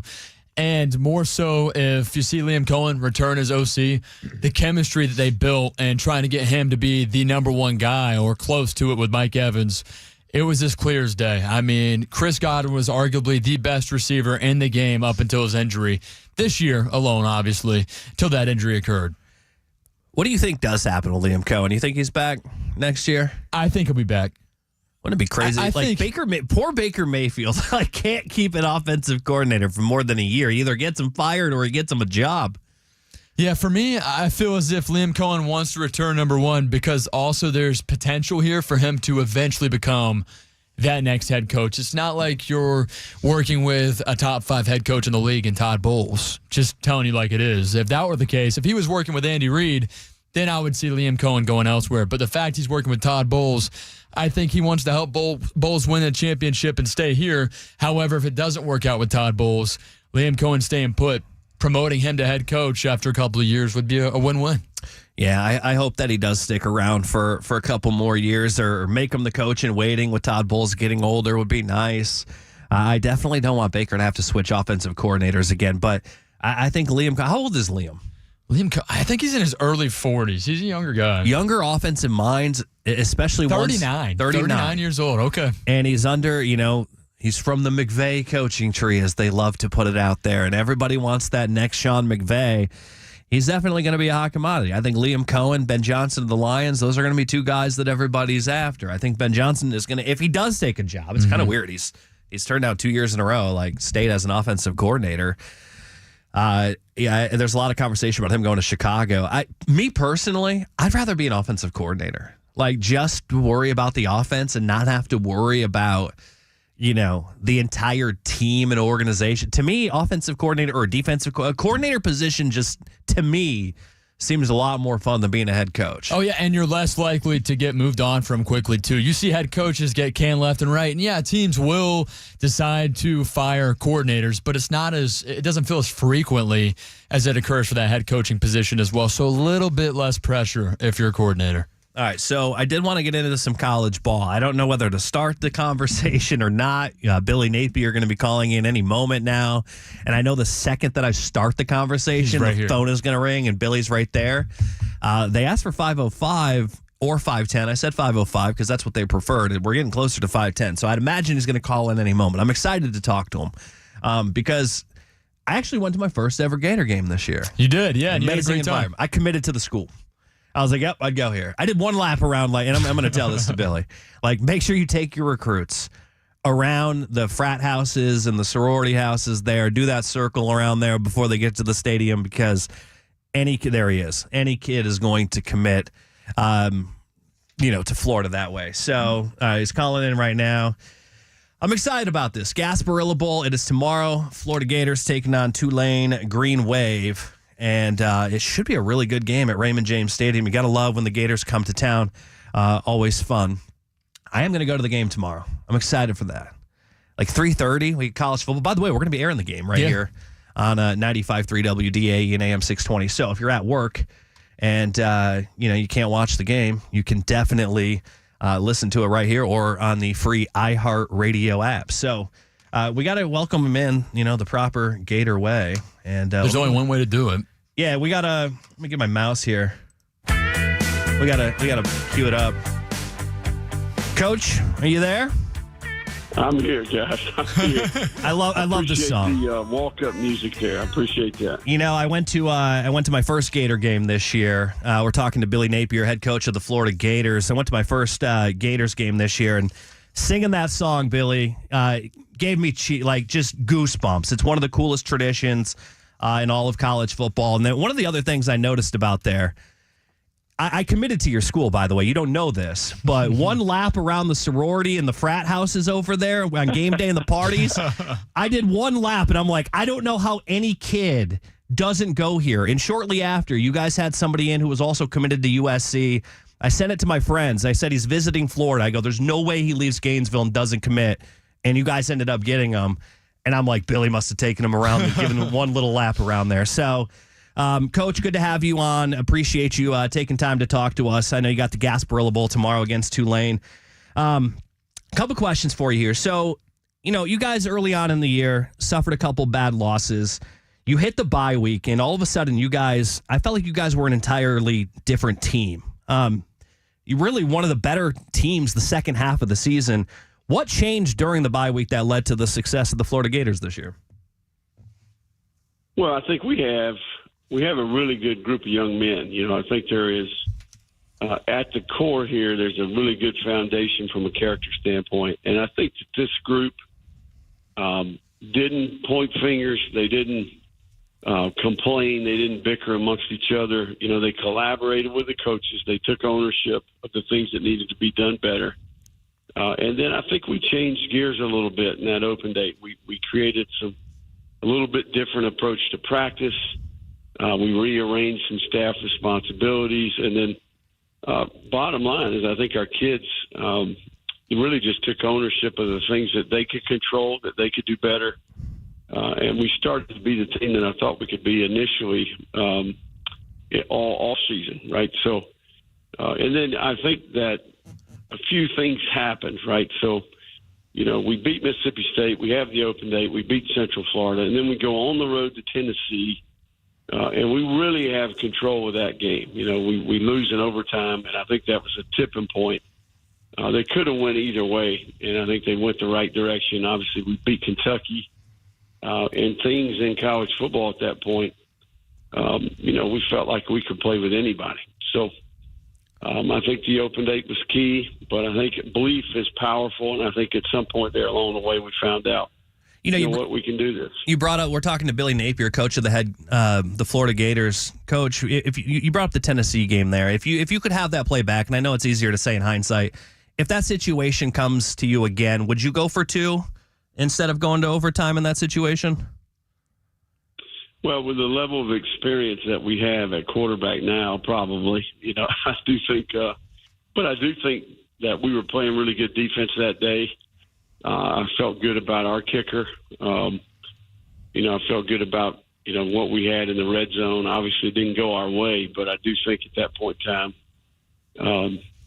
DJ was a rookie, even with minimal experience. We're playing on the road to boil it down to one play when our defense had played as well as they had. I didn't feel great about it. We initially called the play, and we go to the line and we're ready to pull the trigger, and then Tennessee called timeout. I didn't feel great about our second option there, but look, you don't get those back, right? I mean, heck, I think we ultimately, all of that experience shaped us a little bit, and I think what we went through after that game probably, pointed us in the right direction and helped us get to where we're at today. Again, joined by Billy Napier here on WDAE, head coach of the Florida Gators. And Tulane comes into this game having won 9 games this year, Coach. However, they've lost 2 consecutive games, and your Gators have won 3 in a row. Do you worry about your guys maybe, I don't know about necessarily overlooking, but maybe downplaying your opponent tomorrow? And if so, how do you handle that within the locker room? Well, you really, I think bowl games are tricky. I think you got to be able to kind of have a certain focus about you. When it's time to work, it's important that we do quality work. When it's time to play, it's time to play. I think if you've got enough maturity and discipline on your team, I think you can handle that. I've been impressed with the way we've worked in terms of preparing for the game, the practice, the lifts, the runs. We got a good group of leaders, and I think there's a lot of young talent that's returning, and I think they want to keep this momentum headed into the offseason. That's part of part of the puzzle here. With bowl games these days, college football, the landscaping has changed. We're talking to Billy Napier, head coach of the Florida Gators. Do you look at, these games like a championship, like the Gasparilla Bowl? Like, do you really want that trophy, or do you treat it more like a glorified preseason game and kind of build for next year? Maybe get some guys in the ball game for an opportunity to audition for 2025. How do you kind of take the approach? Is it more like a preseason game, or do you treat it like a championship must-win game? We really want to go out and end the year with the win. What's kind of more important there? Or is it a little bit of both? Well, I'm going in this room here at 7:15 to talk to the team, and I think there's a mix of, hey, look, some of these guys in the room are seniors. This is their last opportunity. You do want them to have a good experience on the way out the door. And really the last time this group will be together, and I do think that this team and what they've accomplished in the second half of the year, I do think that there's a sense of pride to be a part of this team. Right now, there's also a majority of the room that will be coming back. And I think it's critical that you keep all the momentum you have, right? So you've won 3 in a row. You signed a great group on signing day. Obviously, you got some really good young talent returning, and you want to keep that momentum. So there's a lot at stake here, in my opinion, and I think it's kind of goes both ways, right? It's for the future, but it's also about putting an exclamation point on this season for this group of seniors. You're listening to the head coach of the Florida Gators, Billy Napier, right here on WDAE. And, Coach, you guys draw Tulane and the Gasparilla Bowl tomorrow. What have you seen on tape from the Green Wave, and what made you think, oh, wow, okay, they're really good at this? And which players are you pinpointing to look out for in tomorrow's game? Well, I think in general, Tulane has got a formula that's allowed them to win a bunch of games and compete for a conference championship. Obviously, Coach Summerall won 2 conference championships at Troy. There's a blueprint there that works for them. And they play complementary football. It's all 3 parts of their team. I do think that the quarterback dynamic is a little bit of a challenge in terms of what type of game plan are we going to get, right? So the young freshman will be playing. He's more of a dual-threat athlete. I think there's something to the game in that regard. And then when you play these teams, you got to be ready for the unexpected in the kicking game. And I do think they play good defense. That's part of their DNA. They're really good in the red zone. They're really good statistically on third down. So we're going to have to be good in the situations, and we're going to have to be ready to defend an athletic quarterback, and we got to be on top of our game in the kicking game. So it's going to be all 3 parts of the team, and certainly we'll have some guys out there that are playing a little bit more of a role than they have in the past. I'm excited to watch them play. And, Coach, my last question for you here on The Drive. It's Wise and Mathis filling in for TKras this afternoon. As a head coach of a big-time program like Florida, how do you handle those guys that do decide to sit out of a bowl game like tomorrow, for example? And do you try to have discussions with those guys to say, hey, you know what, let's go out one more time. Let's go get one more win this season with the guys, your teammates, or how do you go about something like that? Well, each one of those situations is a little bit different. I think ultimately, they got one more game. They're kind of at the finish line here in terms of, they've got a lot of good tapes. They're in position for the future. Some of them may be banged up a little bit. Some of them may not be. We've got, a great group of seniors, really a small group, and the majority of those players are playing in the game. So, in general, I've been a part of a lot of different situations. I think each one of them is a little bit different. But much like most weeks during the season, you got to play with who's available.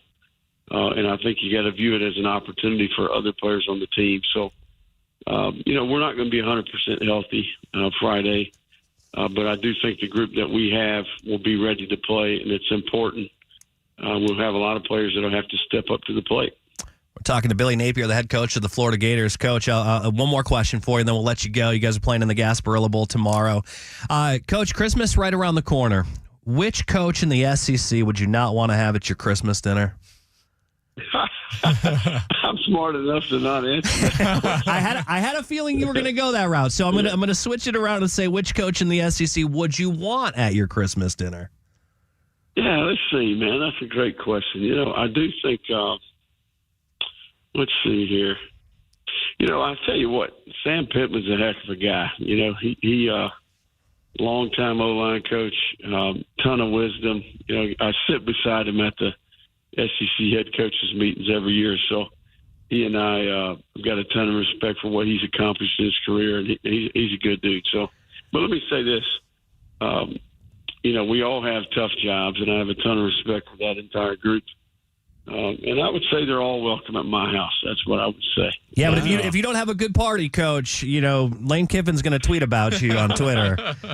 Man, me and Lane, we spent a fair share amount of time together, and a ton of respect both ways there. And obviously, we're 1-0 against Lane, and hopefully we can be a 2-0 next year. We'll see. Keep it up, Coach. We always love to see you guys win. Thank you for taking the time and chatting with us today. And good luck against Tulane tomorrow night at the Gasparilla Bowl. And we'll talk to you soon, all right?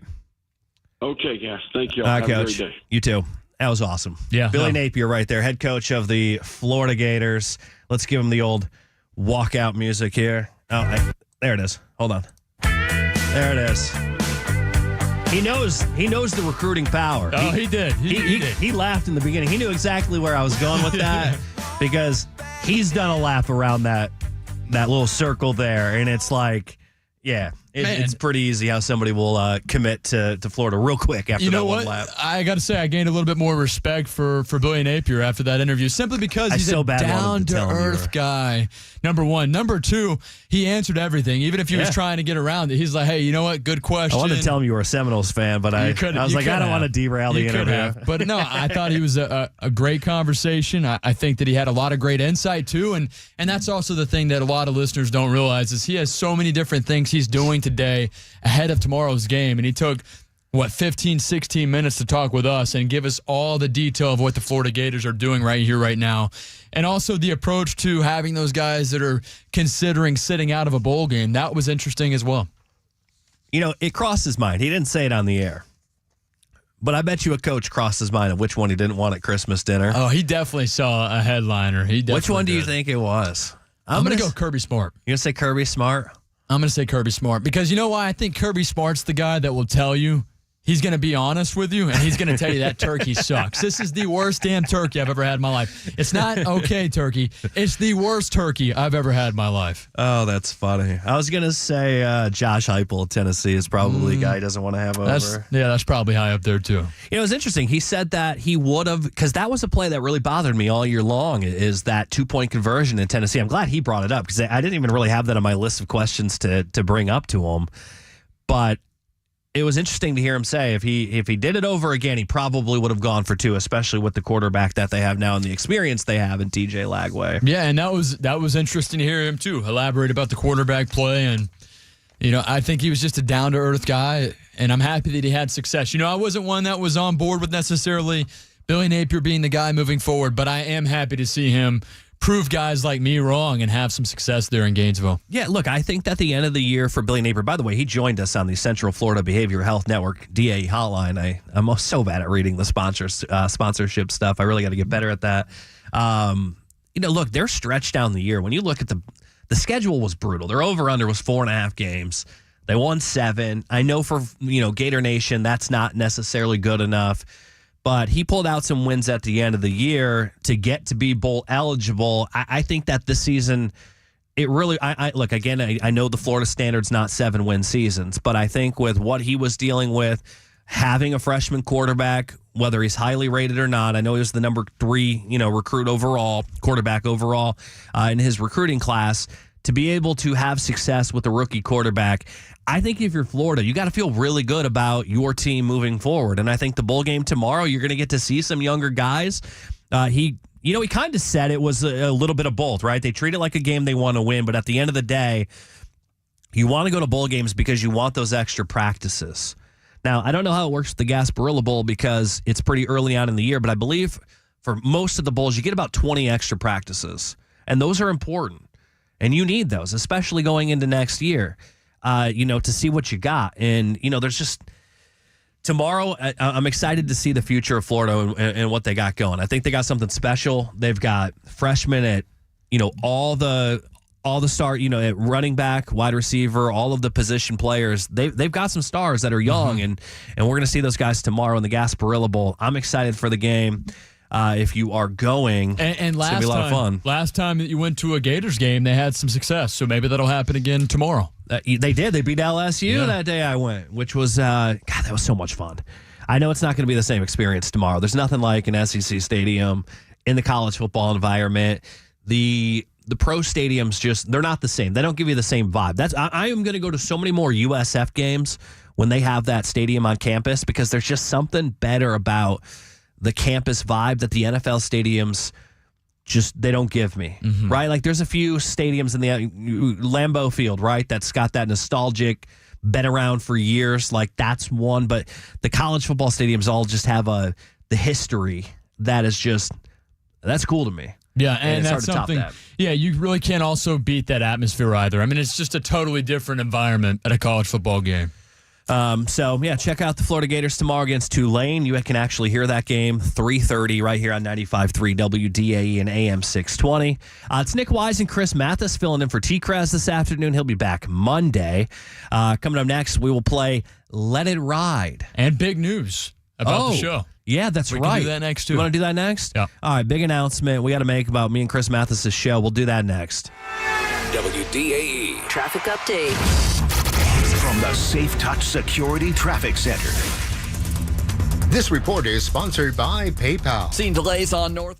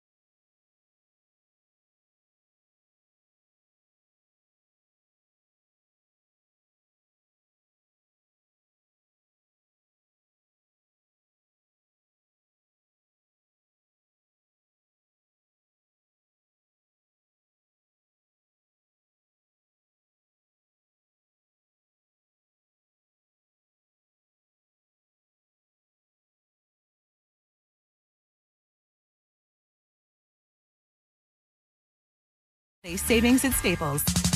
Wise and Mathis are live on 95.3 WDAE and AM 620. All right, we're going for another hour in for TKras this afternoon. Going to play Let It Ride here in just a moment. But we weren't able to give the announcement because we had to make room for Billy Napier, who wanted to get on the airwaves early. We thank him for coming on, and the Gasparilla Bowl is tomorrow. All right, so the big announcement that Which we are going to make. Which has been podcasted, by the way, the Napier interview. Yeah, if you missed it, you can hear it on the iHeartRadio app. Check the Wise and Mathis page. So people are texting in about the announcement.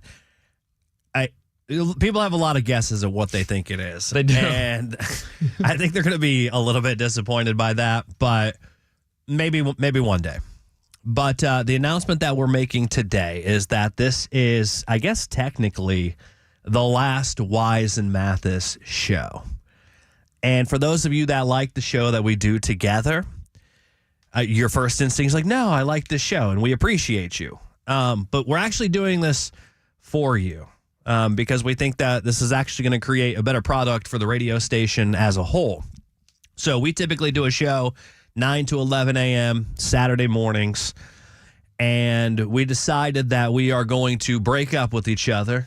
We are going to part ways. Mm-hmm. I am going to continue to do 9 to 11. And Chris Mathis is going to pair up with Casey from the Pat and Aaron show. And they're going to form the Chris and Casey show. And they're going to be on the air Saturdays from 11 a.m. to 1 p.m. And then after you guys are done, Rock Riley is going to join the staff. And he's going to be on the air from 1 p.m. to 2 p.m. And Saturdays we'll have 5 hours of local programming. So that was the announcement. We're no longer going to do the show together. We'll still do the fill-ins together, just like we are now. Yep. So we'll still be together, when Pat and Aaron are off or when TKras is out, we'll still do the show together. So we're not completely not working with each other, but we thought the best way to go about this that would give DAE more local time and be best for the listeners is if we did 2 separate shows. And yeah, and also it really it comes down to just no more Saturday Wise and Mathis. That's really the only difference. You're getting Wise and Mathis. We're just going to be on at different times. Yep, exactly. So I'm obviously excited about it. Happy to work with Casey Warner, and happy that you're back to being solo too. Because again, more local content for all these Tampa Bay sports fans, man. And that's what it was all about. It was selfishly, I'd rather work with somebody than being solo, but I thought it was best for the listeners if we just added more hours to the local content. So that was the announcement. Now, let's get into Let It Ride. Let It Ride is brought to you by the Center for Men's Health at C4MH.com. I bet you $20 I can get you gambling before the end of the day. It's $500. Yes, it is. Are you a dealer or an investment counselor? I will splash the pot whenever the heck I please. Come on, sir. Yeah, give me 5 times a piece. St. Louis, Minnesota, and Bolton. Let it ride on 13. All right, Tampa Bay, let it ride. Chris Mathis and Nick Wise and for TKras. And we'll start off with a little Rays baseball. Over under 1.5 seasons of Rays baseball in Tampa. So they'll be in Tampa after the season too, yes or no? Yes, I told you when we did conspiracy theories earlier, I told you that I think... Wait, you think they're going to be in Tampa? I mean in Tampa, Florida. Yeah. Oh, you mean in Tampa? Yeah, like they're going to stay put over there some way, somehow. No, I think it's going to be a new owner in St. Pete. Okay. I am going to disagree. I think the conspiracy theory I had, yes, the Rays would stay in Tampa. So I'm going to rock with that. I'll stick with that. We'll continue here. Over under 1.5 total seasons, including this year, of Liam Cohen on the Tampa Bay Buccaneers coaching staff. Ooh. So will he be back next year? I'm going to say yeah. I'm going to say that he does come back next year. I think he's going to want another shot with this offense. I think they're building something special, him and Baker Mayfield. I don't think he gets a head coaching job this go-round. I don't know if you should have said that. You said that about Dave Canales, too. Yep. When I said about Dave Canales shouldn't have got a head coaching job, I thought he was that was a little bit premature. But look, Dave Canales is working his magic with Bryce Young. He's getting better under him. Maybe he really is the QB whisperer. So I don't think that he gets a head coaching job this cycle. Wouldn't be surprised if he does, but I think he's going to be here for 2 more years. Yeah, I think that Liam Cohen wants to be here. And again, as I referenced earlier, I feel as if he recognizes that maybe Todd Bowles isn't here for a very long time, and Right. the chances of him working with Todd Bowles and winning are good, but the chance of him having a shot to become that next guy is also pretty high as well. And hold on, you know that Yep. you got a front office. If they secure you, say they're coach in waiting, you know that you got a good front office. Jason Light's one of the best general managers, so it'd be a great job to hold on to. Where Dave Canales went for the first job he got. Carolina, not a great front office, not great ownership. A lot of these situations Yep. that have job openings, they're not good situations. And that's why they have job openings. Over under 999.5 receiving yards for Mike Evans come the end of the regular season. Over. Baker Mayfield Giving him 1,000. Baker Mayfield is going to make sure he gets his 1,000-yard season. And there has been a season in Mike's past where he played one less game than he's going to play this year. And I know he's a little bit younger there, but he played one less game this year. I think this year he's on track to play 14. His lowest that he's ever played in his career, 13. He hit the 1,000 yards that season. I think Baker Mayfield's going to do everything in his power to make sure Mike gets the 1,000 yards. Yeah, I think he needs 251 more receiving yards, but who's counting?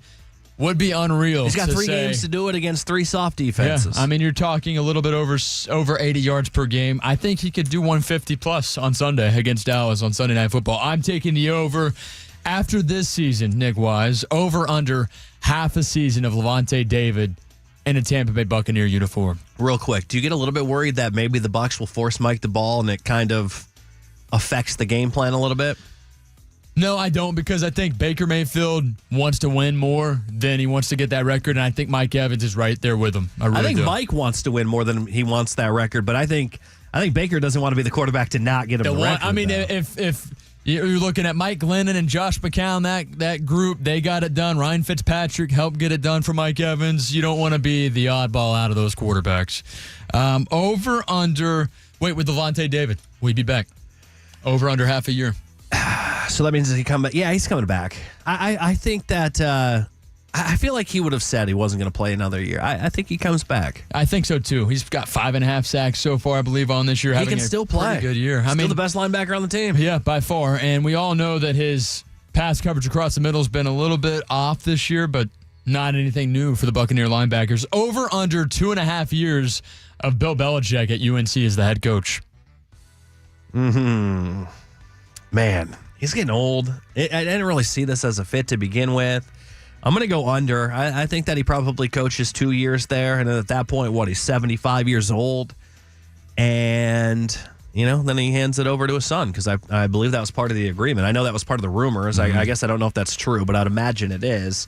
I'm going to say that he coaches 2 years in North Carolina. So you're taking the under. I'm going to go the under. I also will take the under as well. I think he does 1 year. I'm not surprised if something happens after just 1 year. All right, Thursday Night Football action. Over, under when it comes to passing yards for the Broncos and Chargers. Justin Herbert, 232.5 passing yards against Denver here tonight. Denver's got a pretty good defense. Short rest. Didn't play very well last week. Found himself up against one of the best defensive minds in the NFL, Todd Bowles. I'm going to say under because it's Thursday Night Football, and it's always under. So I'll go under tonight for Justin Herbert. I'm going to take the over. I'm going to go opposite of you. I think Justin Herbert throws for 250 plus here tonight. How about Bo Nix on the flip side for Denver, having a really good year? Over under 220.5 passing yards. I'm going to go under again. I think tonight's going to be a low-scoring division game. Look, I'm going to say this, and then it's going to end up being a shootout. But I don't know. My vibes are a sense in like a 20-17 style win, maybe 17-14. Like, I'm seeing low scoring, which means it'll probably be a shootout. Hammer the over. But I'm going to say under 220.5 for Bo Nix. I'm taking the under for Bo Nix. All right, let's move on to college football. Florida against Tulane tomorrow. Heard right here on WDAE. Over under is 49.5 points. Gators are 11-point favorites. I'm going to go over in the game because Tulane can score as well. And I'm going to say that will the Gators get up for this game? I don't know. I'm going to say Tulane covers. Gators win. I'm right there with you. Couldn't have said that anymore. How about college football playoff round 1? Indiana at Notre Dame. The Irish 7-point favorites in this one. I don't have a pick. Is the over under? I'm going to take Indiana to cover. Indiana to cover, and I'll go under. Cold weather, under 52.5. All right. What about SMU, number 10 against number 4 Penn State? 8.5-point favorite, Penn State. Over-unders 53.5. Just don't trust James Franklin in a big game. I'll take SMU to cover. and I'll take the under in that game as well. You taking Penn State to win the game? I am taking Penn State. Yeah, I'm right there with you as well. All right, last two. Number 16, Clemson against number 3, Texas. The Longhorns, 12-point favorites. Over-unders 51.5. I like the over, and I like Texas to win. So taking the over. Do you think they cover the spread? 12 points? Yep. All right, Tennessee, number 7, takes on number 6, Ohio State, where the Buckeyes are 7.5-point favorites. I think a lot of people are forgetting Ohio State's a good team because of the loss to Michigan. Can they get that out of their heads is the question. I think the Buckeyes win this game. I do think Tennessee covers, and I'm going to go over 46.5. I think Buckeyes win and cover. Final one for you. Let it ride. Over, under 1.5. Lower-ranked teams win this weekend in the college football playoff. I'm going to go under. I think that SMU and Indiana could win. I think only one of them probably will, so I'm going to go under 1.5, and that is Let It Ride. When we come back, what do we got planned for next? Hold on, let me pull out my sheet here. I'm very unprofessional. No, you're very professional, my man. We've got a little bit of Tampa Bay Rays conspiracy action. Actually, no. There's some college football stuff we didn't get into. I want to talk college football playoff next. Okay. All right, we'll do it next. WDAE traffic update. This report is sponsored by Macy's Backstage. Crash on westbound 54th Avenue North just before Park Street, blocking a couple lanes. Also, one being cleared in Town and Country on Sheldon, just north of Hillsborough Avenue. Still seeing delays northbound 275, just off the Howard Franklin Bridge to past Howard and Armenia, and delays on the eastbound Selman from Dale Mabry to downtown Tampa. Get traffic info around the clock by searching News Radio WFLA on iHeartRadio. I'm Randy Myers. Macy's Backstage has amazing deals on the holidays' most fun gifts, all for under $15. Get low prices every day on unique finds before they're gone. In-store only at Macy's Backstage today. Find a location near you at macy'sbackstage.com. Off price, on trend, arriving daily. TKras here for my friends over at CMK Construction, where we've always believed that home is where the heart is. And this holiday season, after all the storms we've been through, it's the heart that brings us all together. From remodeling kitchens and bathrooms to refreshing spaces that matter most to you, we are committing to help you restore your home bigger and better.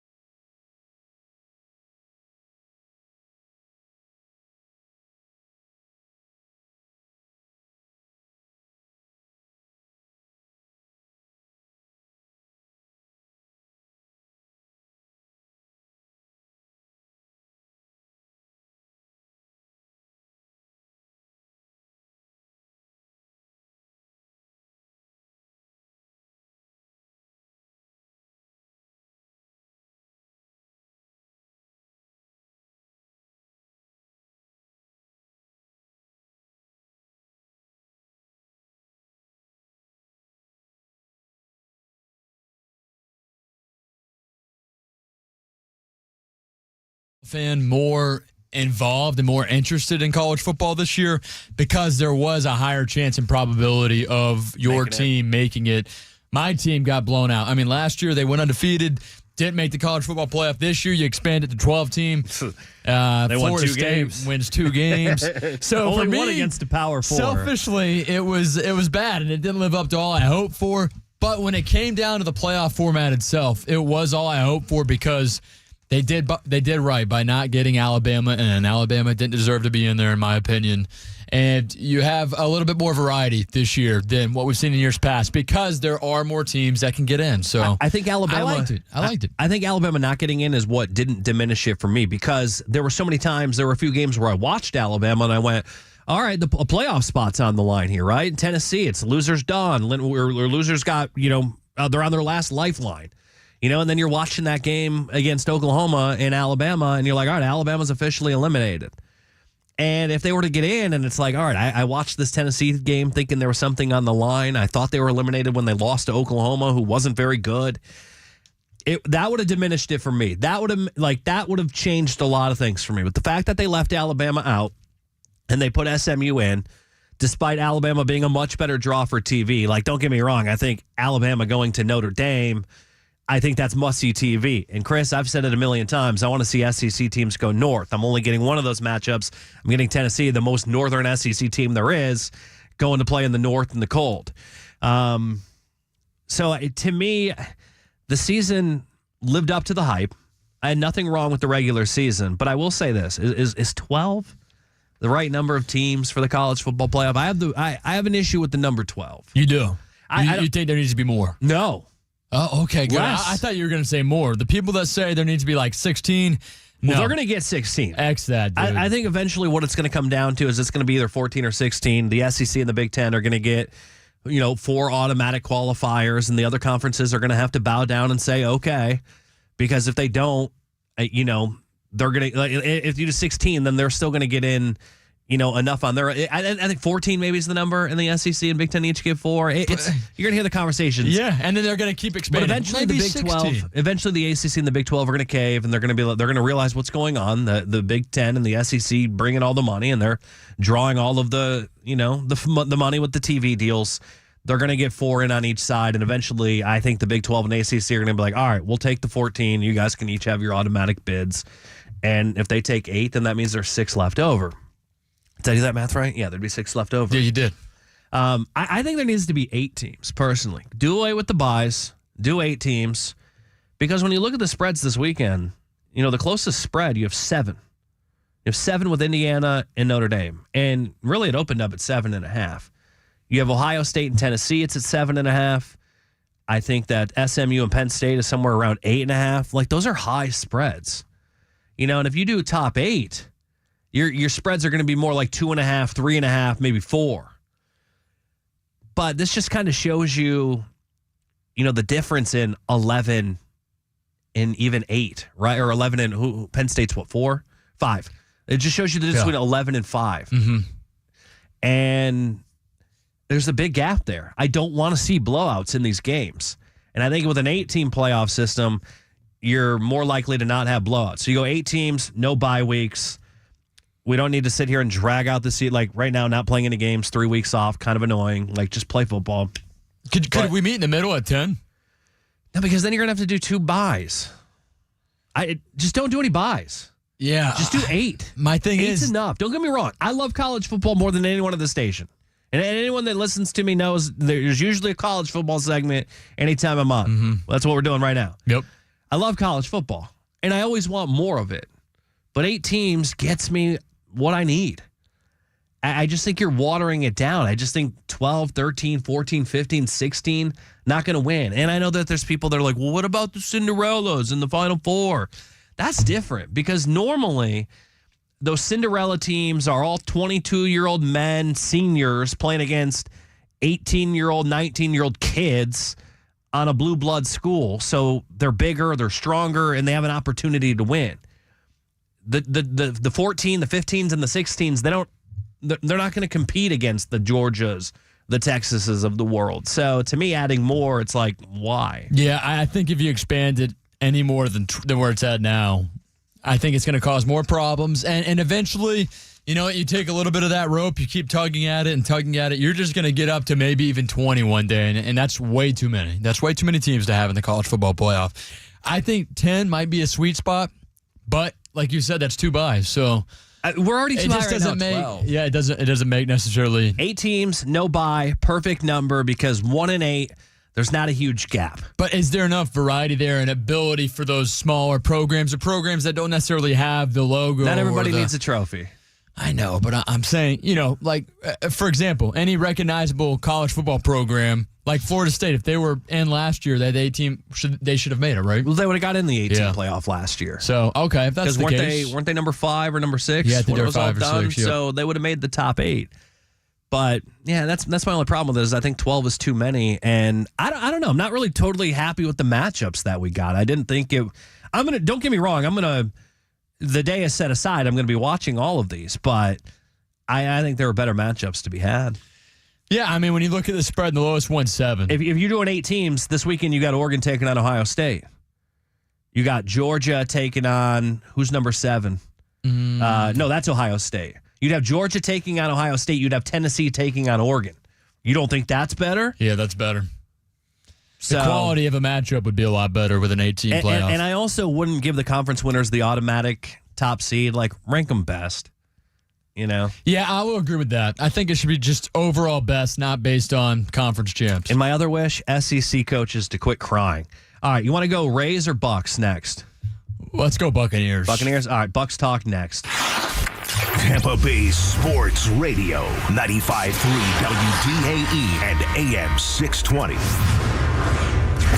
WDAE Rude Air Conditioning Studios, powered locally by Ferguson HVAC. Listening on the free iHeartRadio app? Thanks to Farah and Farah, it's never been easier to send your opinions directly to your favorite show. When you open the app, click the red talkback microphone and hit send. Farah and Farah, here to make it easy, Tampa. With its new look and taste, Dasani is always crisp, clean, and refreshing. So, when thirst calls, answer with the new refreshed taste of Dasani water, now without salt. Learn more at Dasani.com. Hey guys, it's TKras here. I just found out that Daisy Sour Cream launched French onion and ranch sour cream dips. And oh my goodness, I love these dips from Daisy Sour Cream. They're a game changer. They're just as good as the homemade ones. And they're made with real sour cream, herbs, and spices. The new dips from Daisy Sour Cream are made with ingredients you can find in your kitchen. Nothing more. So when you have people over for the game, try it. The French onion and ranch dips from Daisy, give them a try. They are so good.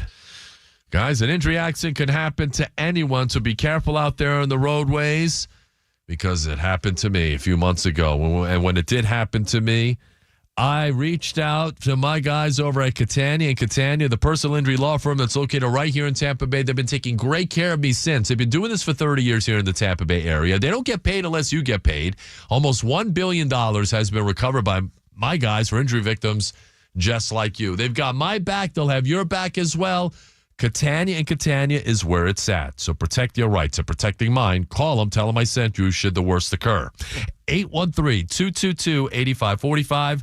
That's 813-222-8545. Or get a free evaluation of your case online at Catania and Catania.com, where they put families first. Office Tampa, I'm attorney spokesman.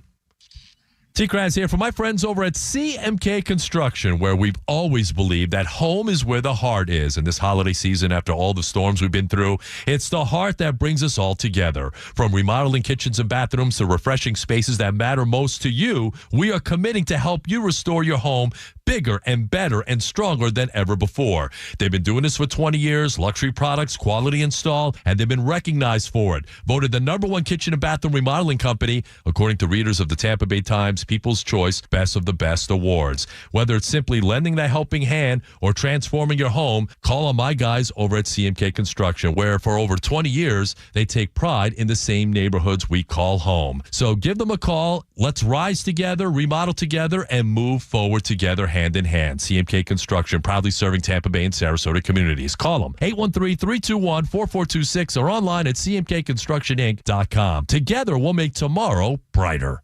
Here's another great reason to use the United States Postal Service this season. Your boxes are wrapped and the gifts are in. Our employees are ready. Let the holiday ride begin. Let's start with the price. It's easy to manage when you ship with the reliable USPS Ground Advantage. In just a few days, it's sure to arrive. We're working nonstop to keep the spirit alive. USPS Ground Advantage, the affordable and reliable shipping solution for the holidays. Visit USPS.com/advantage.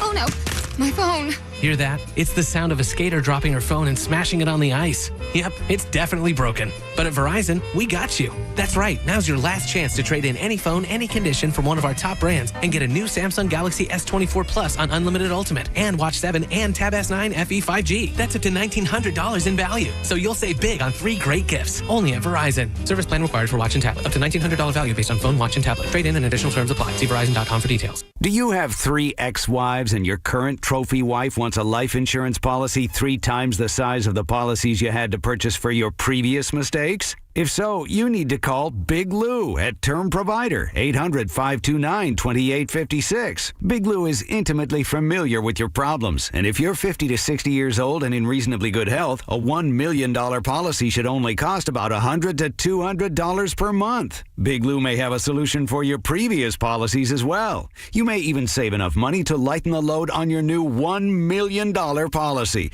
Remember, call Big Lou. He's like you, except he's only on number 2. Call Term Provider at 800-529-2856. That's 800-529-2856 for $1 million in term life insurance that you can live with. Call Big Lou at 800-529-2856. 800-529-2856. St. Pete Clearwater is still shining. The sun is out. The weather feels just right. And we're ready to welcome you back to the vibrant Gulf Coast. Treat your family and friends to a holiday feast they won't forget. Choose from a variety of beloved local dining spots like Rumfish Grill, Salt Rock Grill, Krabby Bill's, Rusty Bellies, Juno and the Peacock, and more. Save 30% or more on select hotels and attractions at StillShiningDeals.com. Brought to you by Visit St. Pete Clearwater, home to America's favorite beaches. Had enough of this country? Ever dreamt about starting your own? I planted the flag. This is mine. I own this. It's surprisingly easy. 55 gallons of water, 500 pounds of concrete.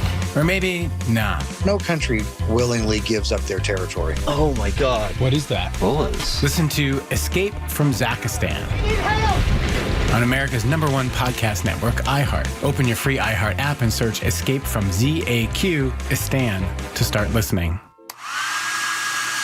I feel like I'm constantly cleaning hair off my bathroom floor. At least my Swiffer Sweeper makes it easy. Sweeper heavy-duty dry cloths have ultra-thick pads to trap and lock hairs, like a hair magnet. And when I'm finished cleaning up my hair, Sweeper takes care of his too. Now the hair's gone, all thanks to Swiffer. Try Swiffer Sweeper heavy-duty dry cloths. I promise you'll love them or your money back. And also try Swiffer Sweeper Wet to make quick work of tough, sticky messes. Old Spice Swagger Holiday Pack, perfect for a gift to treat yourself. 24/7 holiday freshness with daily use can smell your bestest. I'm gonna be smelling great all season. Old Spice scents just can't be beaten. Chock full of value, saving that green. Got the essentials needed to feel clean. Deodorant, hair, body wash, and spray. Celebrate your holiday the Old Spice way. Ho, ho, ho, ho, ho, ho, ho, ho. Hey guys, Ronnie Lane here. Have you been hitting the gym more this year but not getting results? Well, if you're over 40, the problem might be low T. Testosterone is the primary hormone needed for building muscle, and if your testosterone is low, you'll be working twice as hard and getting nowhere. Get your testosterone tested at C4MH.com. Just $45 gets you lab test and medical exam. And C4MH.com only treats with pharmaceutical testosterone and never makes you pay for treatments in advance. C4MH.com. Download the free iHeartRadio app and take WDAE with you anywhere you go. Presented by the law offices of Anajar and Levine, accident attorneys. Call 1-800-747-FREE. That's 1-800-747-3733. Portions of the following program were pre-recorded. Tampa Bay Sports Radio. We are 95.3 W237CW Pinellas Park, WRUB HD3 Clearwater, and the mighty AM 620 WDAE St. Petersburg, an iHeart radio station. Nick Wise, Chris Mathis here until 6:30. Tomorrow we'll be back on at 3 o'clock and to do a little pregame show for the Gasparilla Bowl for the Florida Gators, taking on the Tulane Green Wave.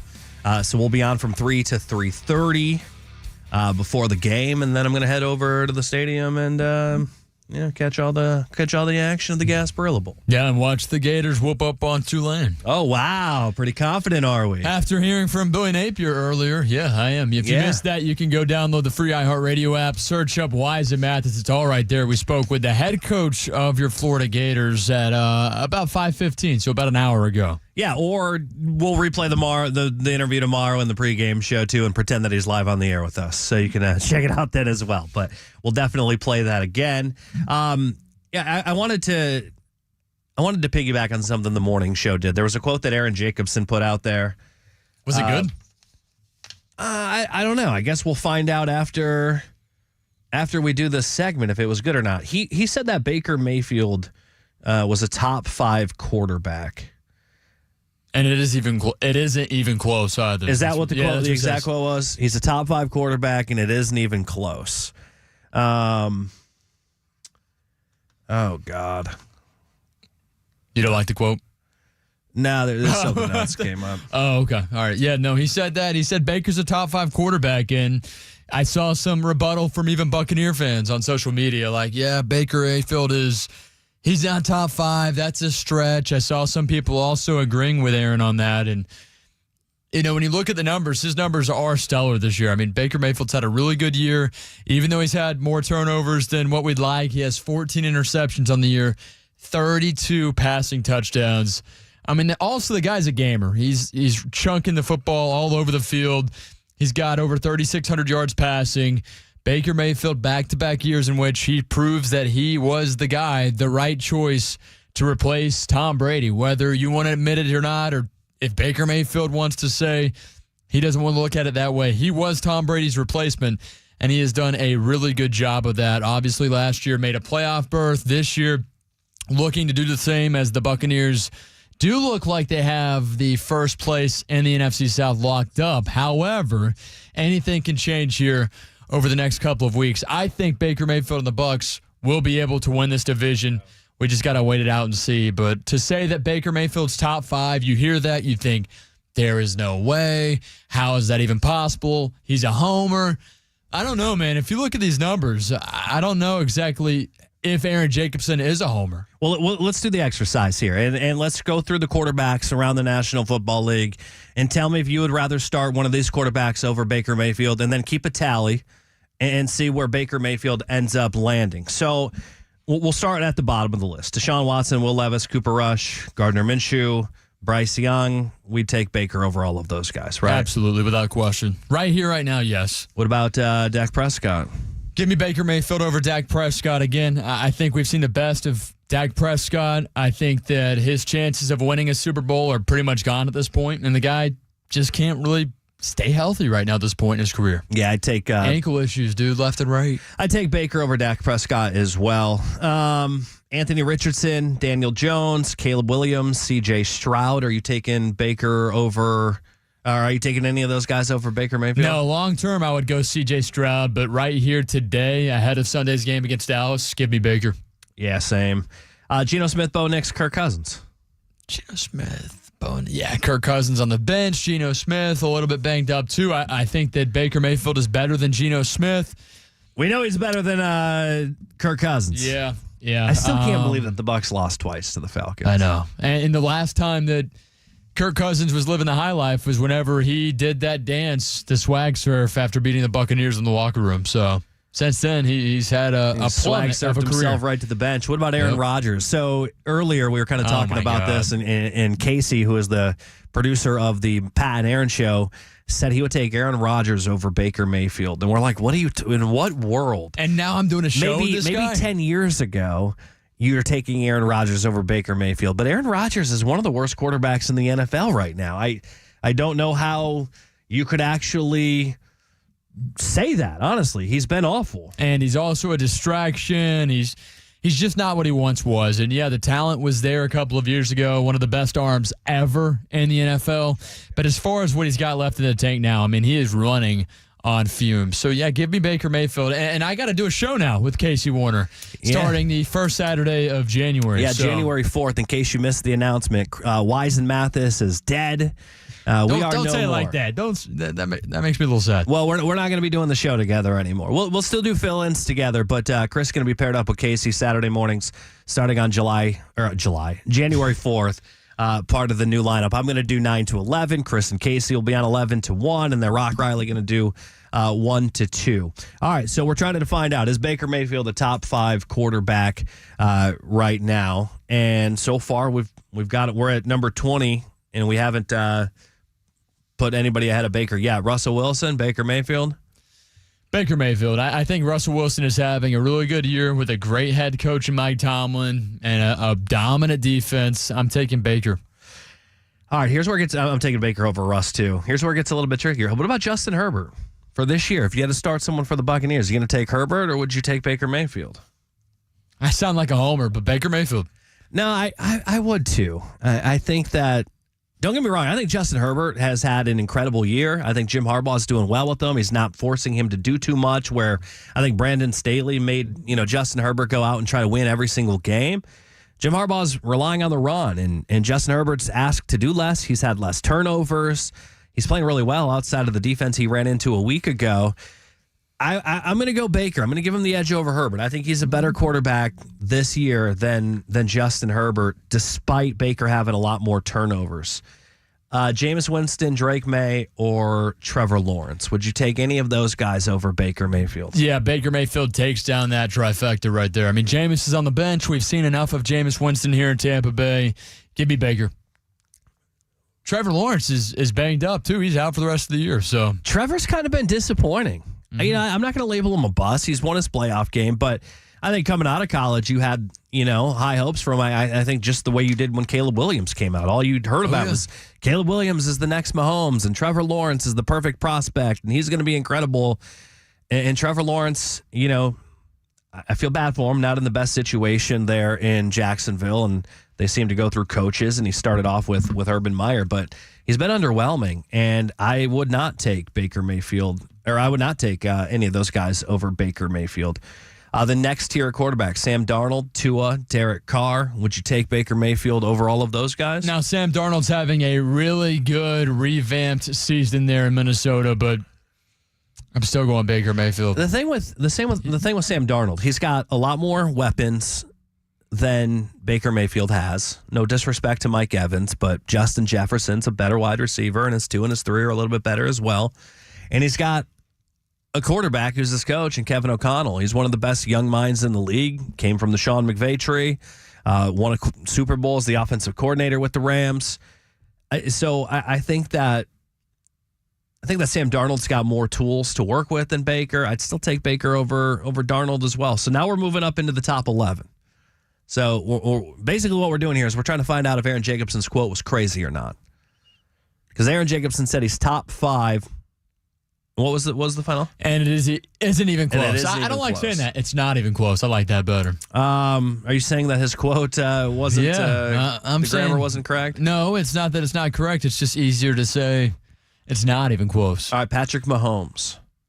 Yeah, or Baker Mayfield. I mean, Patrick Mahomes is not having his best year, and I would know because I took him first overall in my fantasy league, which hey, if we both win, we're going to play each other. I know, in the championship. Yeah. I don't think I'm going to win. No? No, I'm projected because of Patrick Mahomes? Oh, he might be out.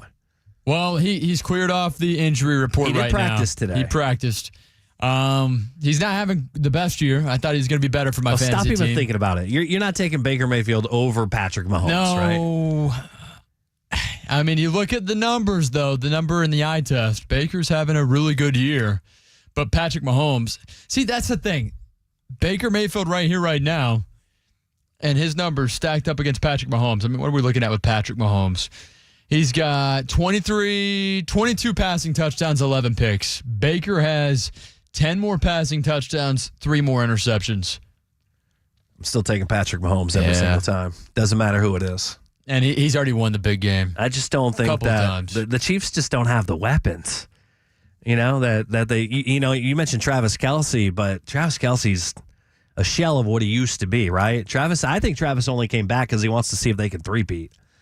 I don't think he really wanted to come back. You don't think so? I think if they don't win the Super Bowl last year, I think he retires.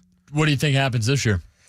If he wins the Super Bowl, I think this is his final year. No matter what. He's old and slow. He doesn't look the same. I still think they three-peat. I think they do it. That's a whole other conversation. Yeah, we could go on. All right, and on about so that. there's a check. We got Patrick Mahomes over Baker Mayfield. Brock Purdy. Give me Baker Mayfield. We're seeing the true Brock Purdy right now. When things don't go. When everything's not perfect, Brock Purdy's not the perfect quarterback. And San Francisco's going to have to make a decision whether or not they pay this guy. And it's going to be a difficult decision because is he going to command to reset the market for quarterbacks? Like, are they going to hand him $50 million a year? I don't know if I would do that if I'm the 49ers. They might be looking at possibly drafting a quarterback here pretty soon. Or I think that, Brock Purdy's going to have to give them a Baker Mayfield type deal. I think you pay him. I think you got to pay him. You pay him? Yeah. You're talking about resetting the market with Brock Purdy? This guy doesn't lose you games. I'm not going to say. What do you mean? They're not even going to make the playoffs this year. But I mean, he's not a guy that just throws away games left and right. I think he needs weapons. He does. But if you draft well, like your team and the scouts should there in San Francisco, you're going to be okay with Brock Purdy. So I think they do pay him. Whether it's the right move or not, that's debatable. But I think they'll pay him. Would you take? So give me Baker over Brock. Yeah, same for me. I'm going to take Baker over Brock. Jalen Hurts. I think this one's close. It is close. Jalen's a little bit of a better runner. I think that they're pretty equal when it comes to their passing game. I'm going to give the nod to Hurts. Just by a little bit. I'm going to say Hurts is just a tad bit better, and I would probably take Jalen Hurts over Baker Mayfield. Jalen's been to a Super Bowl. I know that he can get my team there. I'm going to rank Jalen Hurts ahead of Baker Mayfield. And I know that the talent is there, too, for Jalen to be that guy for a long duration of time there in Philadelphia. I'm going to say yes. I'm going to take Jalen Hurts as well. As much as it pains me, his ability to use his legs is to do something that Baker Mayfield can't quite do. To that extent. I mean, you see the tush push. They had a play designed just for Jalen Hurts to score on the 1-yard line or convert a fourth and inches. I'm going to make this one pretty tough, too. Jared Goff or Baker Mayfield? Man, this is... Who do we got left? We got Josh Allen after this. Still quite a few guys. Yeah, there's some big guns left. I'm going to take Baker Mayfield based on this year. I mean, Jared Goff has a loaded offense, a proven offensive coordinator. Now, you can't really argue the run game anymore because Baker Mayfield does have the run game, and the Bucs have an incredible rushing attack this year. Based on this year, I'm going to go with Baker Mayfield. Interesting. Goff's having a much better season. I do think Goff's got some more weapons, though. But Goff's gotten to a Super Bowl before. He got the Lions to the NFC Championship before, farther than they've really ever gone in team history. I know they made one other appearance there late in the 90s. I'm going to have to go Jared Goff over Baker Mayfield. So chalk me up for Goff over Mayfield on that one. So far I've still got Baker in the top three with the way that we're doing this right now.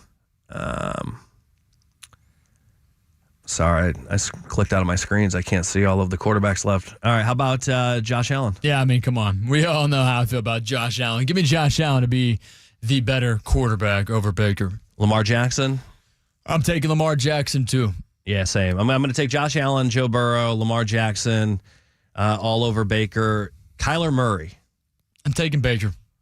Are you on the fence about that one? No, I would take Baker over Kyler Murray, although Kyler's having a great year. I would still take Baker Mayfield over Kyler Murray. Jaden Daniels? I'm going to go Baker Mayfield over Jaden Daniels. Yeah, if it was long-term and I needed a franchise quarterback, I'd take Jaden Daniels, but because we're talking about just this year alone, I'm not going to take a rookie quarterback. The last two, Matthew Stafford or Jordan Love, would you take either of those guys over Baker? I wouldn't. I personally would not. Not at this point in their careers. I think for one season, you're talking about this year, I'd take Stafford. Now, Jordan Love is going to have a really great career. I'm a big believer in Jordan Love there in Green Bay. However, when it comes down to Matthew Stafford or Baker right here today, and Matthew Stafford's age and wear and tear on his body, I'm going to take Baker Mayfield. I'm still going to go with Stafford. They both have that similar trait of just toughening. They're similar guys. Pushing through big arms. any and everything. Yeah. I'll take Stafford, which that leaves me with I chose 5 guys over Baker. Yep. So I got Baker at a top 6 quarterback. That's a lot better than what we thought when we signed him. Oh, yeah. We didn't expect top 10 quarterback. I was thinking maybe top 18. Let's go to Mike in L.A. Mike wants to talk about Baker. Mike, you're on with Wise and Mathis. What's up, buddy? Hey, Chris, enjoying hearing you. I haven't heard you host the show before, so it's my pleasure to listen to you guys. You're great. Thank Really you, my enjoying man. it. Appreciate you listening here. Wise and Mathis M for TKras. There's, and there's no drop-off. You're doing great. You're doing great. What do you want to say, Mike? The top four are clearly delineated with Burrow, Mahomes, Jackson, and Allen. I mean, you can look at this year's statistics all you want, but, with Mahomes, his statistics may be a little down, but that's the guy you want in the clutch. Right, you're talking about Michael Jordan-esque. Exactly. And those and Burrow, if they had a chance to contend this year, he'd have been the MVP. There's no doubt about that. Now we get into the next five. I'm taking Stafford this year over Baker. I'm taking Hurts this year over Baker. I think it's a toss-up between Goff, Love, and Baker next. And then, you get into the future guys with Jaden and Stroud and Nix and those guys. But I think once you get into Stafford, Hurts, Baker, Stafford, Hurts, Baker, and then the Goff and Love. It's kind of a toss-up there. I really think so. Yeah, it really is. No, it's definitely, appreciate the call, Mike. They're all 1A and 1B, right? Like, it's hard to make a decision. We're trying to see if Aaron Jacobson's quote was crazy or close. And you've got him ranked top 4. I got him ranked top 6, so I guess it's kind of close. I guess he is a top 5 quarterback in this league to some. I think it's fair to put him there. Last thing before we go, we shared our conspiracy theories on the Rays. I want to put those out there one more time for those that missed it. It was a great segment. You can listen to the whole thing on the free iHeartRadio app. Search Wise and Mathis. But before we go, my conspiracy theory on the Rays was I think they end up in St. Pete. I think that Stu can't afford the new stadium. He doesn't want to say it. I think for somebody of his caliber, with all of his rich, bougie friends, nobody wants to admit they can't afford something. And I don't think he can afford the stadium. And that's why he's making this whole, mess about we need $150 million more. And my demands are, all right, we'll give you that money, but I want free parking. I want a family-friendly menu, $5 beers, pay the teachers more. I got a list of demands too, Stu. I think that he can't afford the new stadium. I think that the Rays are going to stay. They're going to end up in St. Pete, and I think there will be new ownership. And that was my conspiracy theory on the Rays. Chris, you had a little bit different one for me. I did, and I feel as if the Rays have you talk about Tropicana Field and the orange juice. I feel like they've squeezed all the orange juice out of St. Pete. 624, Chris's first dad joke. That's pretty good. It's pretty good. And they got you almost all went the a whole juice show out. with that one. I know. You were probably thinking about it the whole time, but no, I had to squeeze that one in. I had to do it again right there. But anyway, they've gotten all they could out of St. Pete and having the Rays in St. Pete. I think he realizes that there's not much more room to grow from here in St. Pete. I think that Stu will want to move the Rays over to Tampa, and I think the Rays will be playing baseball there in Tampa. They got to find a way to make it happen. But if they stay here in the Bay, I'm grateful, looking forward to Rays baseball. I don't mind the drive to St. Pete. I'm just saying Stu wants to be in Tampa. Maybe they find a way to make that happen.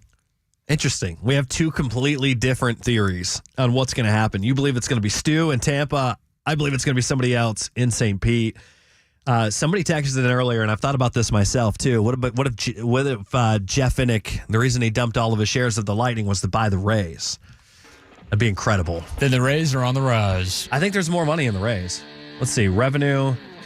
Tampa Bay Lightning revenue. 2024. $220 million. The Rays was $300 million. Okay, all right. There's more revenue to be made. I don't know if that's going to happen, but it's a conspiracy theory. Give us that. Give us Vinnick to the Rays. Rays up, baby. Wouldn't Rays that be awesome? Here to stay. He'd probably move the team to Tampa, I would think. That's going to wrap it up for us. We are out of here. The New Orleans Bowl coming up next. And if you missed anything on the show, we talked Bucks, we talked Rays, we talked college football. Billy Napier joined the show. You can listen to all of it commercial-free on the free iHeartRadio app. Absolutely. Check us out on Instagram, Twitter, at I am Nick Wise, at the Chris Mathis. Thanks, Derek DeBose.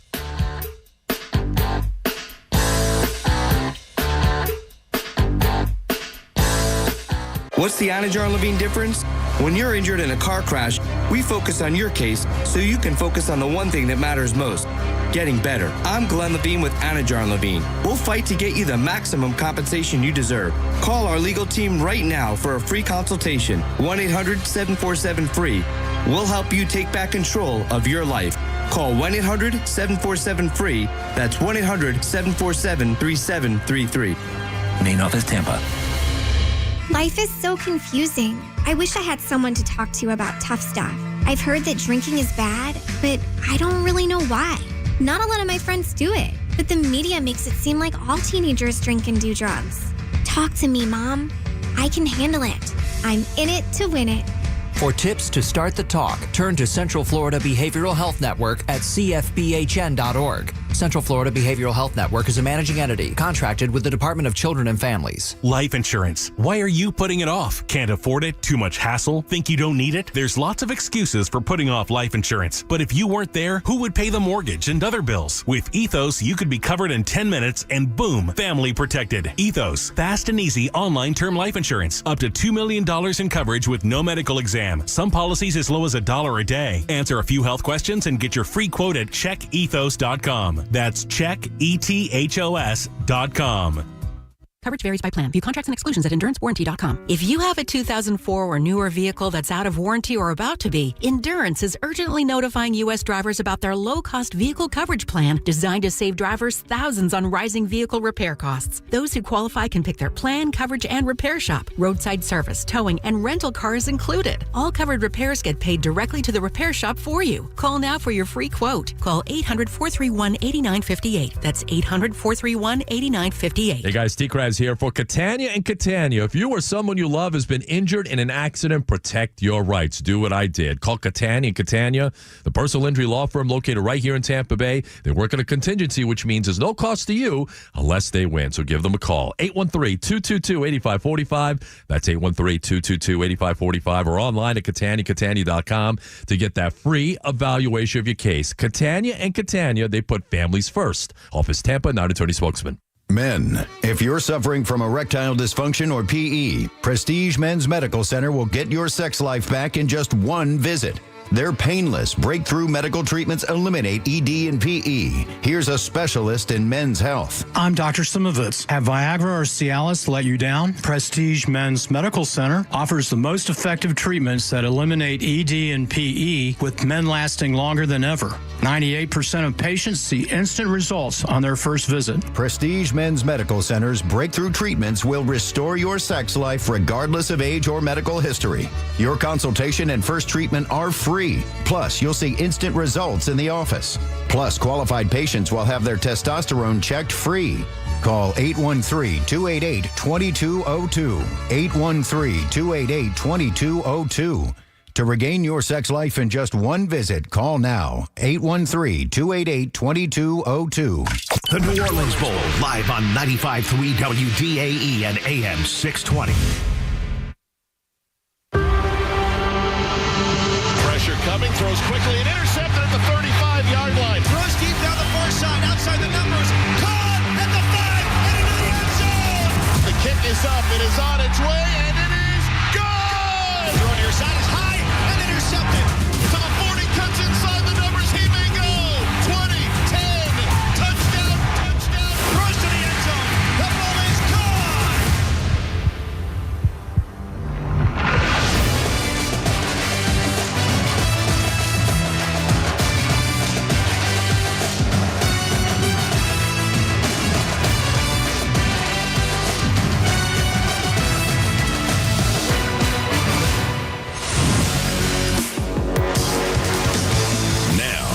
College Football Live. Here's Jim Basquill. It is the eve of the first game of the new college football playoffs. So before the 12-team party gets started, we'll take you to a city known for partying, New Orleans, site of a trio of postseason games this season, including tonight, featuring Georgia Southern and Sam Houston. Ahead, we'll spotlight Indiana in the playoff for the first time, getting the challenge from in-state stalwart Notre Dame.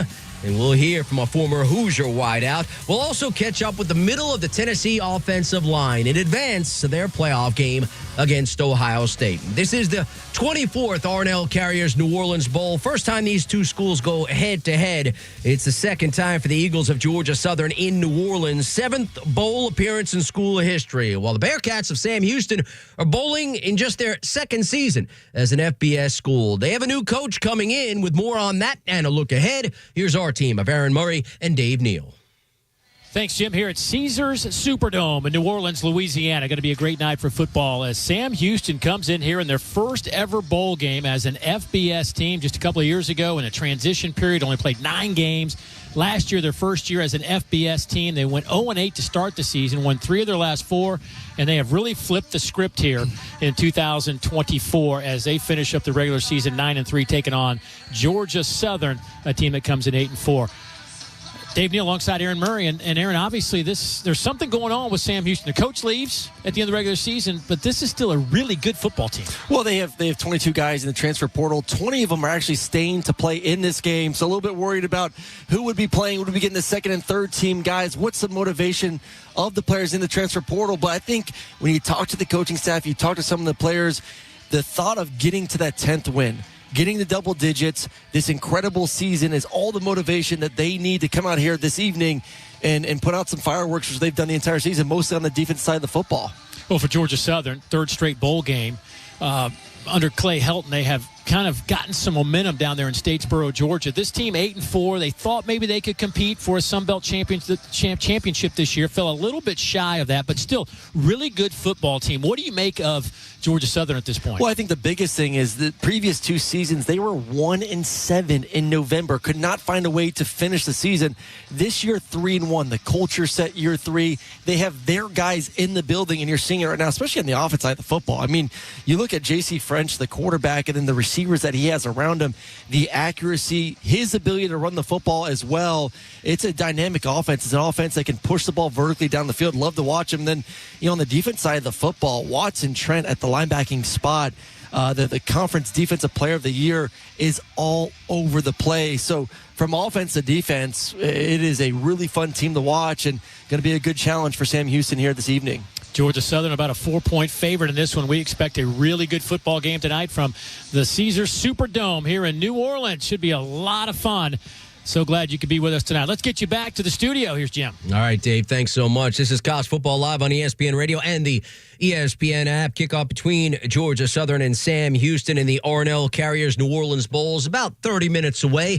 College Football on ESPN Radio is brought to you by Dr. Pepper. Don't forget to tune into today's trivia question airing later in the broadcast. And again, it is brought to you by Dr. Pepper. Tomorrow night brings the first college football playoff game in this new 12-team format. And you can hear it right here on ESPN Radio. 10th ranked Indiana, number 7 Notre Dame. Our coverage comes your way at 7:30 Eastern. These teams rank in the top 2 in FBS in points per game differential this season. Hoosiers a plus 28.7, the Irish a plus 26.3. Indiana has the largest year-over-year increase in points per game differential by any team in FBS history at 36.5. Notre Dame, best such differential in any season since 1973. Those better than 26 points. That's Inside the Numbers, brought to you by GNC. At GNC, they're not waiting on the sideline. Let them help build more muscle, lose weight, and hit your wellness goals. Fuel your fitness at GNC. Former Indiana wideout Antoine Randall L., now wide receiver coach with the Lions, joined our Kevin Winter with his alma mater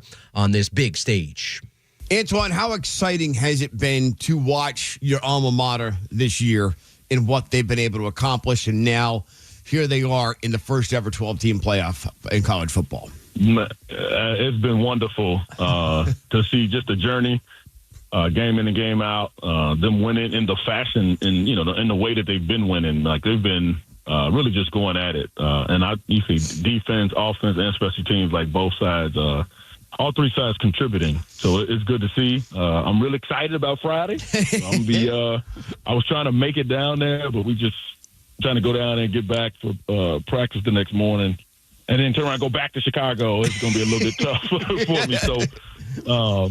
But I've been enjoying what they've been doing, and Kurt's got them rolling, that's for sure. I think even in your world, they've kind of taken over as the surprise this year. You brought up Kurt Cignetti. What did you know about him when he got the gig? What did you think when he comes over from James Madison? to take over the Indiana football program. And now as you look back, it's like, damn, the guy's got something working here.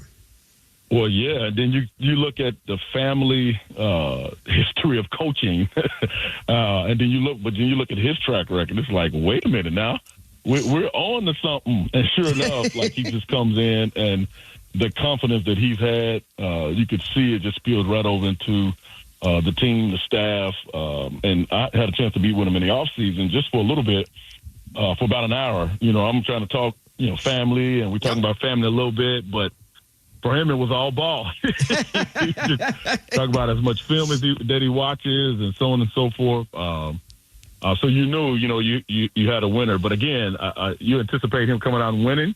But I would say I did not see this. But I'm glad I am seeing it. I'm sure to be able to witness the Hoosiers going out and winning as they've been. And this, like I said, we talked about this Friday how it's going to be a big game. So. And they need to win because I want to try to go to the next one because I can't get there now. I'm selfish from that standpoint, but man, this is very exciting. When you were in Indiana, could you ever have envisioned that the basketball school takes a back seat to the football program? Yes, I had the vision. Always wanted that to be the deal. That was my mindset coming into it because that's all I heard about Indiana before I actually went there was.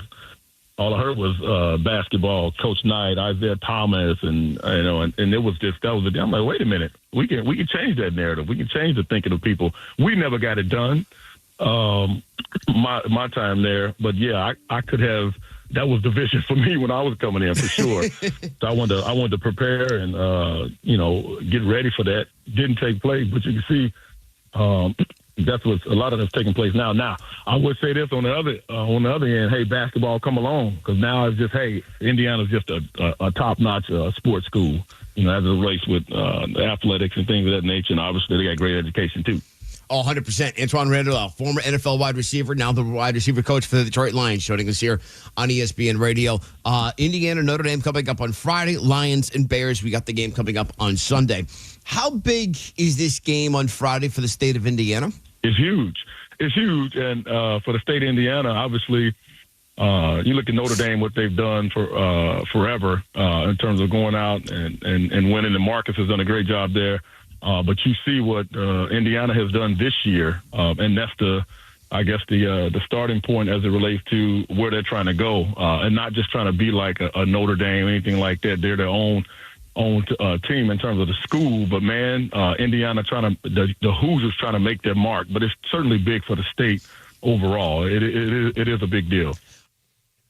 Yeah, no doubt it's a big deal. And being on this stage against ND is huge for this school. Indiana Notre Dame winner gets number 2 Georgia in the All-State Sugar Bowl. Hoosiers among 5 teams in the college football playoffs seeking their first ever national championship, joining Oregon, Boise State, Arizona State, and SMU. Coming up next on College Football Live, we'll hear from both coaches, and Tennessee center Cooper Mays talks about the challenge that is Ohio State. You're listening to the Ornell Carriers New Orleans Bowl on ESPN Radio and the ESPN app. I love spreading joy with gifts this time of year, but I try not to spread my budget too thin. Luckily, Kohl's has come through for me once again. I just went and used a 25% off coupon to score so many great gifts under $20, like cozy pajamas and fleece, amazing gift sets, and beauty must-haves. So if you're looking to give more for less this season, get to Kohl's. Select styles, offers end December 24th. Some exclusions apply. See store or Kohl's.com for details. Give the gift of Tampa Bay's biggest party with tickets to a Buccaneers game.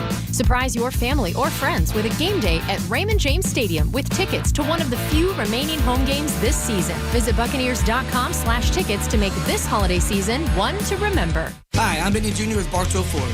And while Bartow Ford is in a small town, we are positioned perfectly for our customers in surrounding counties to make that drive. And we make that drive worth it. Not with just the lowest price, but the very best treatment. And let's face it, what's a little drive compared to the best car buying experience you can have? On your next purchase, don't go the wrong way. But if you can't make it to us just yet, visit us at BartowFord.com. Bartow Ford, we're different, and we prove it. Bet live with Hard Rock Bet. Real-time wagering till the very last play. Missing the kickoff doesn't mean all bets are off. Play a game on the guy who hasn't bet yet. Sometimes you just know your team is going to come back. The Sportsbook for every kind of player. Hard Rock Bet.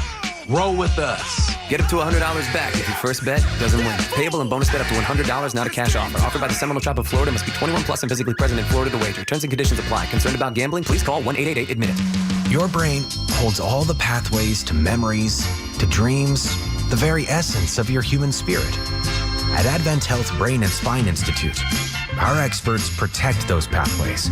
With state-of-the-art technology and groundbreaking treatments, we care for the most complex neurological conditions, so you can keep moving, keep dreaming, keep being your whole self.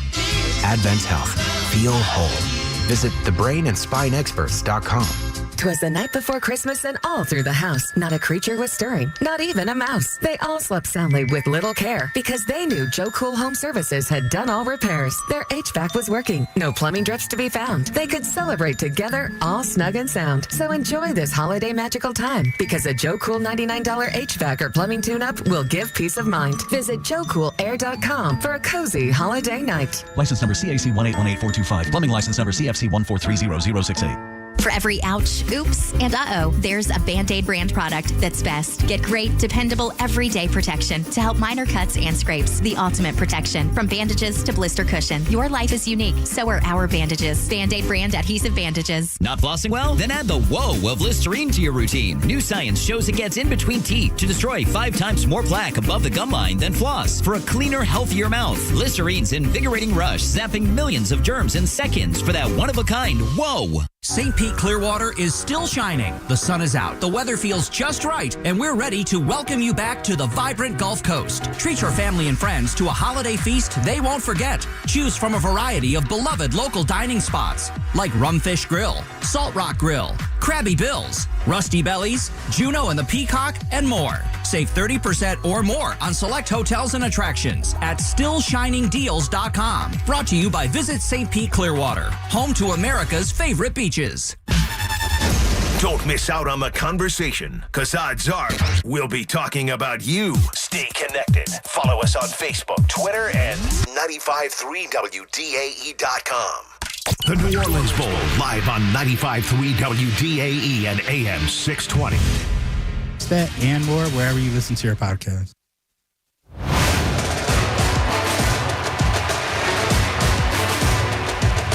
This is the R+L Carriers New Orleans Bowl on ESPN Radio.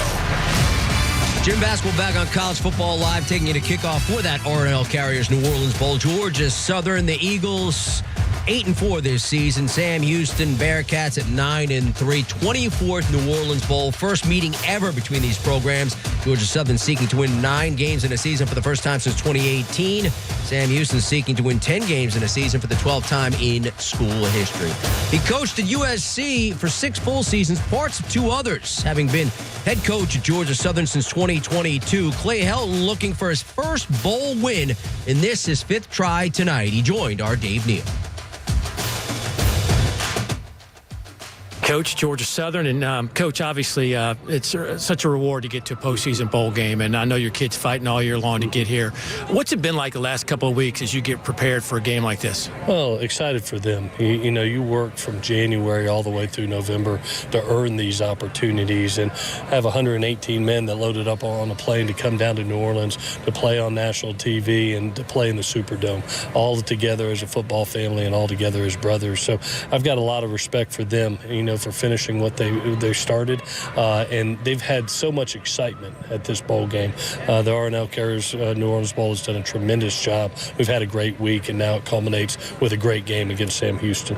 One of the big picture matchups is your offense against their defense. They're top 1 or 2 in a lot of categories in their league, and you guys can certainly move the ball. What are the keys to having some success on the offensive side tonight? Yeah, you got to play clean football against this bunch. You can't get behind the chains. First and second down efficiency is going to be key.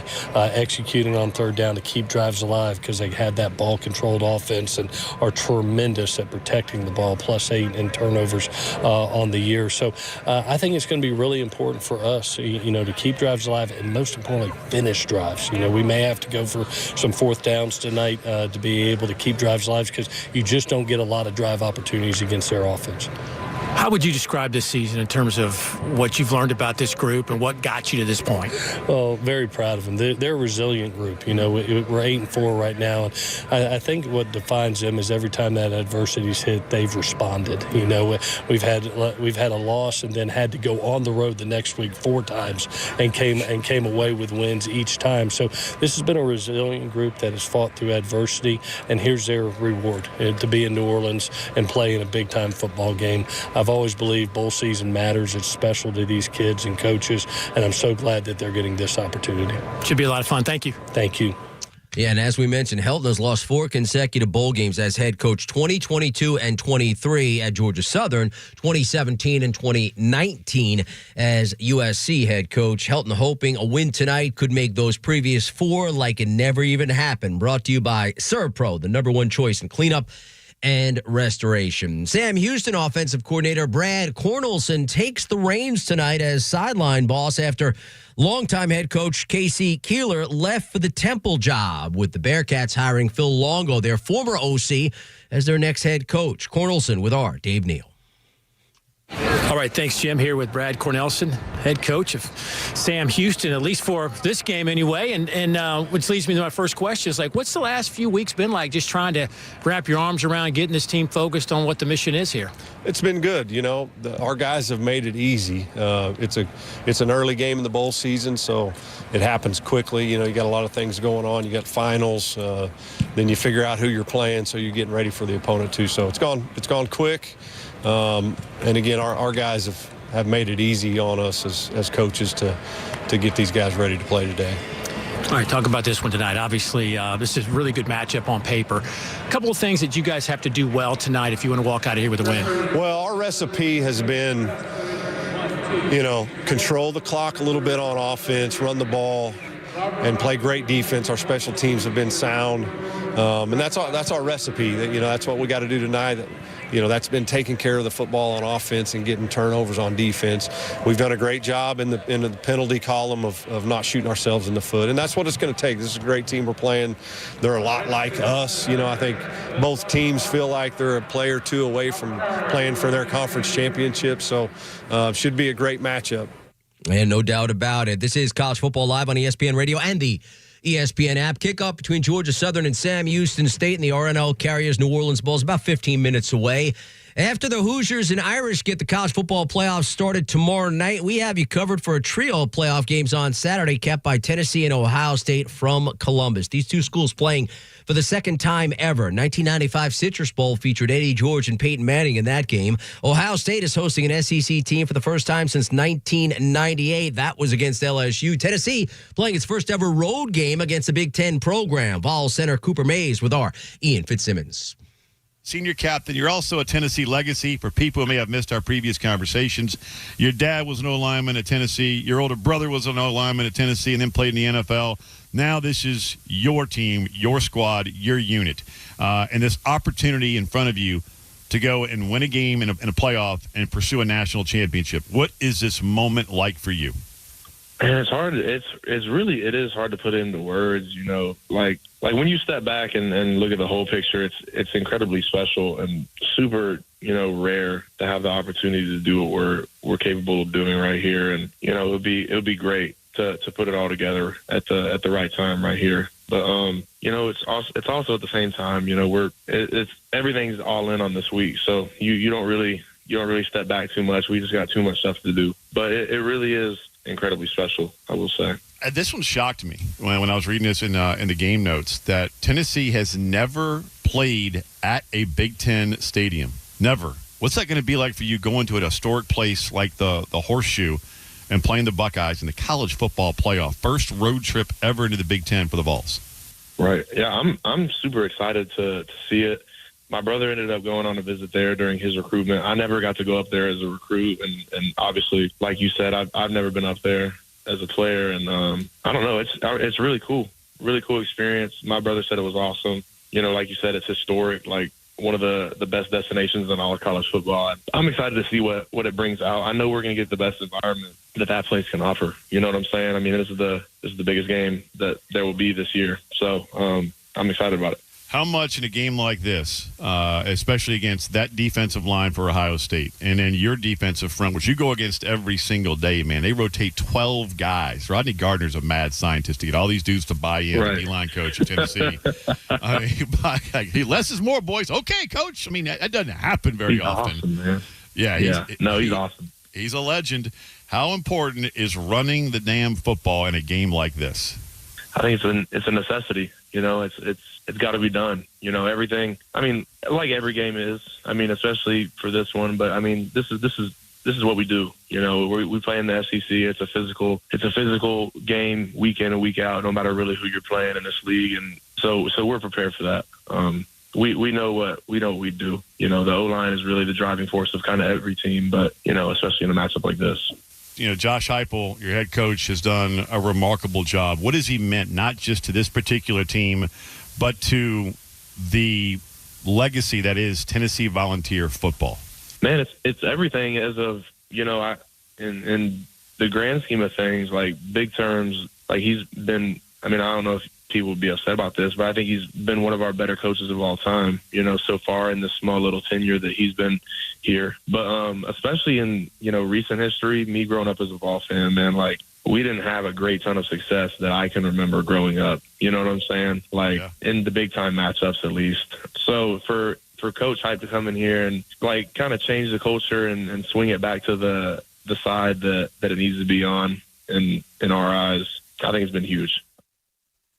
Yeah, no doubt. He's done a terrific job there. Tennessee, though, has lost 21 straight road games versus AP top 10s. Their last win, 2006 against Georgia. Cooper Mays has to prove that Saturday will be a day for doing. It's brought to you by the Home Depot. Watch the game, not the grill, with the Traeger Timberline XL from the Home Depot. Coming up next on College Football Live, it's kickoff for the Eagles of Georgia Southern and the Bearcats of Sam Houston. This is the R&L Carriers New Orleans Bowl on ESPN Radio and the ESPN app.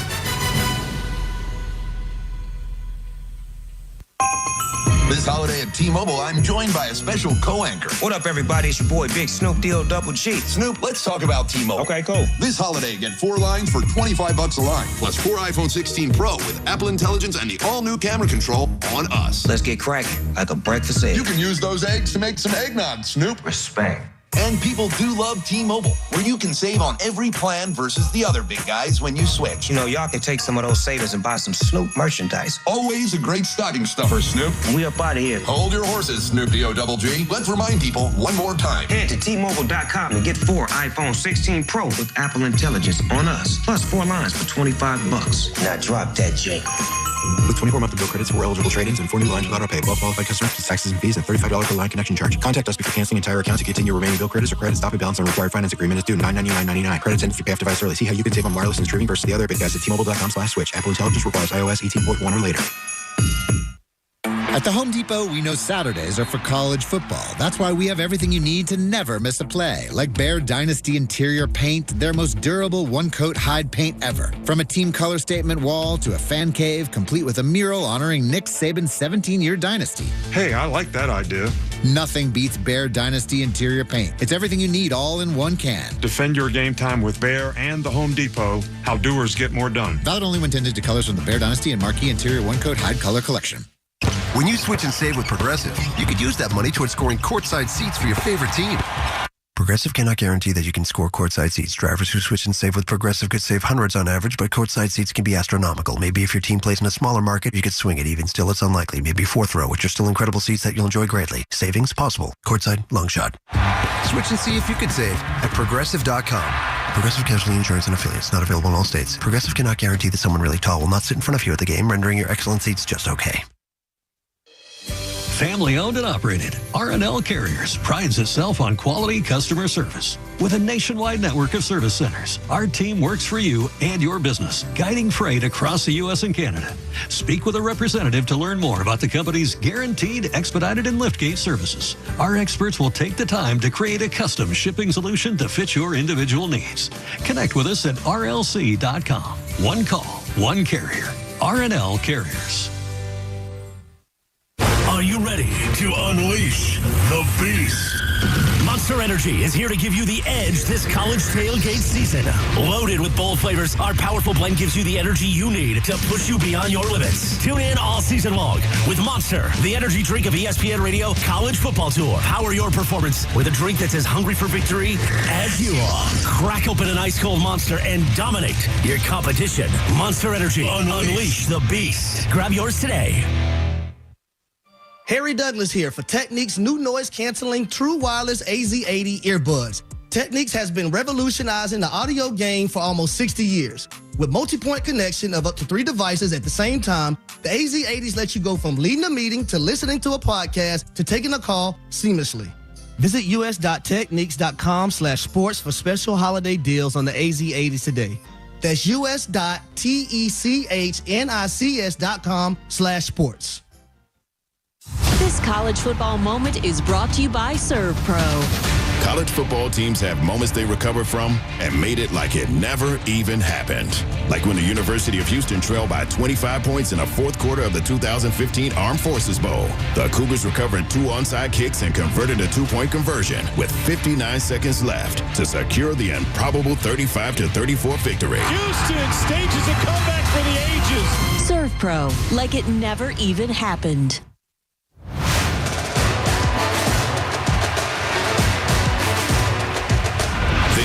Is the R+L Carriers New Orleans Bowl on ESPN Radio. Jim Basketball back on College Football Live. Kickoff for Georgia Southern and Sam Houston moments away. 24th R+L Carriers New Orleans Bowl. Georgia Southern in their 7th bowl game. 2nd New Orleans Bowl appearance. 3rd consecutive bowl game appearance for Sam Houston. First bowl game in school history. They joined FBS just last season. We now pause 10 seconds for station identification. You're listening to the R+L Carriers New Orleans Bowl on ESPN Radio and the ESPN app. WDAE St. Petersburg, W237CW Pinellas Park, WBTP HD3 Clearwater, W224BE Brandon, and iHeart Radio Station. It is time for football. Georgia Southern looking to get their coach his first bowl win. Sam Houston looking to give their interim coach a win in their 2nd FBS season. For the call, let's send you to New Orleans with our team of Aaron Murray and Dave Neal. Well, thank you, Jim. It's great to be in New Orleans, a Crescent City, great host for bowl football, and we are at the R+L Carriers New Orleans Bowl here at the Caesars Superdome. So glad you could be with us tonight. Georgia Southern and Sam Houston getting after it here tonight. Georgia Southern finishing up the regular season at 8-4 in the Sun Belt Conference. Sam Houston on the flip side goes 9-3. Really a remarkable story when you think about where they were a year ago. They started the season 0-8, finished with winning 3 of their last 4, and took that momentum into this 24 season and finished up with a 9-win season. If they can win their 10th game, truly a remarkable story. And their coach, K.C. Keeler, a legendary man in that part of the world in Huntsville, Texas, won a national championship at the FCS level, had great success, over 90 victories, no longer with this team as he's moved on to Temple. So, Aaron Murray, my first question to you is, what do you like about this matchup? Well, I like both these teams. I mean, you're talking about a team that has an opportunity in Sam Houston to get to that number 10. And, you know, in this era of football where guys are transferring left and right, the portal has been absolutely chaotic over the past week.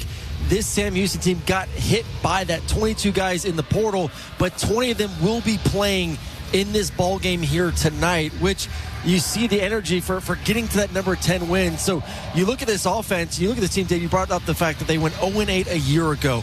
A big problem was their running game. Last in the conference in running the football. This year they have completely flipped the script, been able to run the football, dominate time of possession, stand on the field, and turn those plays into touchdowns. And then on the other side of the football, this defense for Sam Houston State has been terrific the entire season. Only one team has thrown for over 300 yards against this defense. They've held 4 opponents to under 100 yards. So running the football, playing great defense is a recipe for a lot of wins as they look for number 10 here this evening. This is a Sam Houston team that's coming off a victory over Liberty 20-18 in their final game of the regular season. Meanwhile, Georgia Southern knocked off App State 29-20. They won a couple of games in a row. They really felt like they could compete for a Sun Belt championship this year, but really stubbed their toe in a game in mid-November against Troy, a team that struggled this year. They lose that one 28-20 and maybe cost them a chance at maybe a Sun Belt championship. But regardless, 8-win season, things seem to be going in the right direction for Clay Helton and this Eagle program. Matter of fact, you talked about the 22 players in the portal for Sam Houston.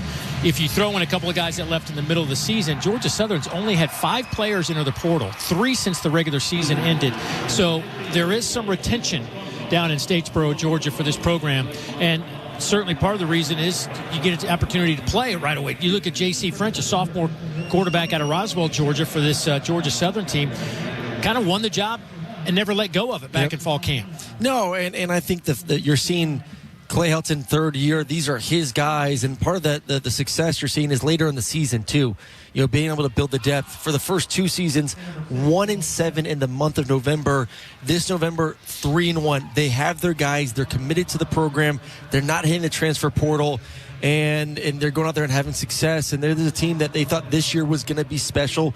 An opportunity to compete for their conference championship, was just shy of doing that. But they feel like they have a team right now that can get to that number 9 win. And it does start, like you said, with their quarterback, J.C. French, who I believe is an absolute stud. Accurate, can push the ball vertically down the field. They have a plethora of receivers that he can get the ball to. And he's athletic, sneaky athletic too, can pull it down and run it when need be as well. Well, Aaron Murray's Game Plan brought to you by Verizon. At Verizon, you can trade in any phone in any condition from one of our top brands for the new iPhone 16 Pro. Terms and conditions apply. See Verizon.com for details. We are just less than a couple of minutes away from kickoff of this R+L Carriers New Orleans Bowl, and certainly for Sam Houston, this is an interesting game with Casey Keeler departing for Temple. He's actually in the building here tonight, but they turn it over to their interim head coach, a man that's been with this program now for a while, and Brad Cornelson, who has been their offensive guy, been running the show there, and now he gets to run the show at least for this game. They just hired Phil Longo, a former offensive coordinator at Ole Miss and North Carolina at Wisconsin, also at Sam Houston back in 2014, 15, 16. So he's coming back. So just kind of a weird vibe going on around Sam Houston right now. Well, and also you go from a coordinator that is up in the booth, calling plays from where we are right now, being able to have all of his space and take notes and do everything that he's accustomed to, now being on the field, having to manage not only the offense and calling plays, but when they call a timeout, when they go for it, the game planning, being involved with the defense. So a big responsibility jump from going from OC in the booth to on the field to be the head coach. We'll see how he handles those responsibilities, especially in like the 2-minute time, when they call timeouts, all that, which is foreign for a guy who's never done it before. Well, Sam Houston won the opening toss. They elect to receive, and they will get the football first. They are in their all-orange uniforms, orange helmet, orange jersey, orange pants. Meanwhile, Georgia Southern in their blue helmets, blue jerseys, and blue pants. They'll be kicking off from left to right. And we are underway. And the opening kick taken from the goal line and tripped up right away. Urbacek took it from the goal line, got out over the 5, and then tripped up. They'll spot him right at the 10-yard line, and that is where the Bearcats will start with their opening possession behind their redshirt junior quarterback, Hunter Watson, who comes in completing 60% of his passes on the year. A little over 1,500 yards, 11 touchdowns, 7 touchdowns rushing, 623 yards on the ground. Certainly a danger. Both capabilities to run and throw the football. We'll see how they like to use him here against this Georgia Southern defense, giving up 27 points a game. That's middle of the pack in the Sun Belt Conference. Jay Ducker gets the start at tailback. He's to the right of the quarterback. Shotgun snap. They'll hand it off left side between tackle and guard. That'll be a pickup of about 4.5.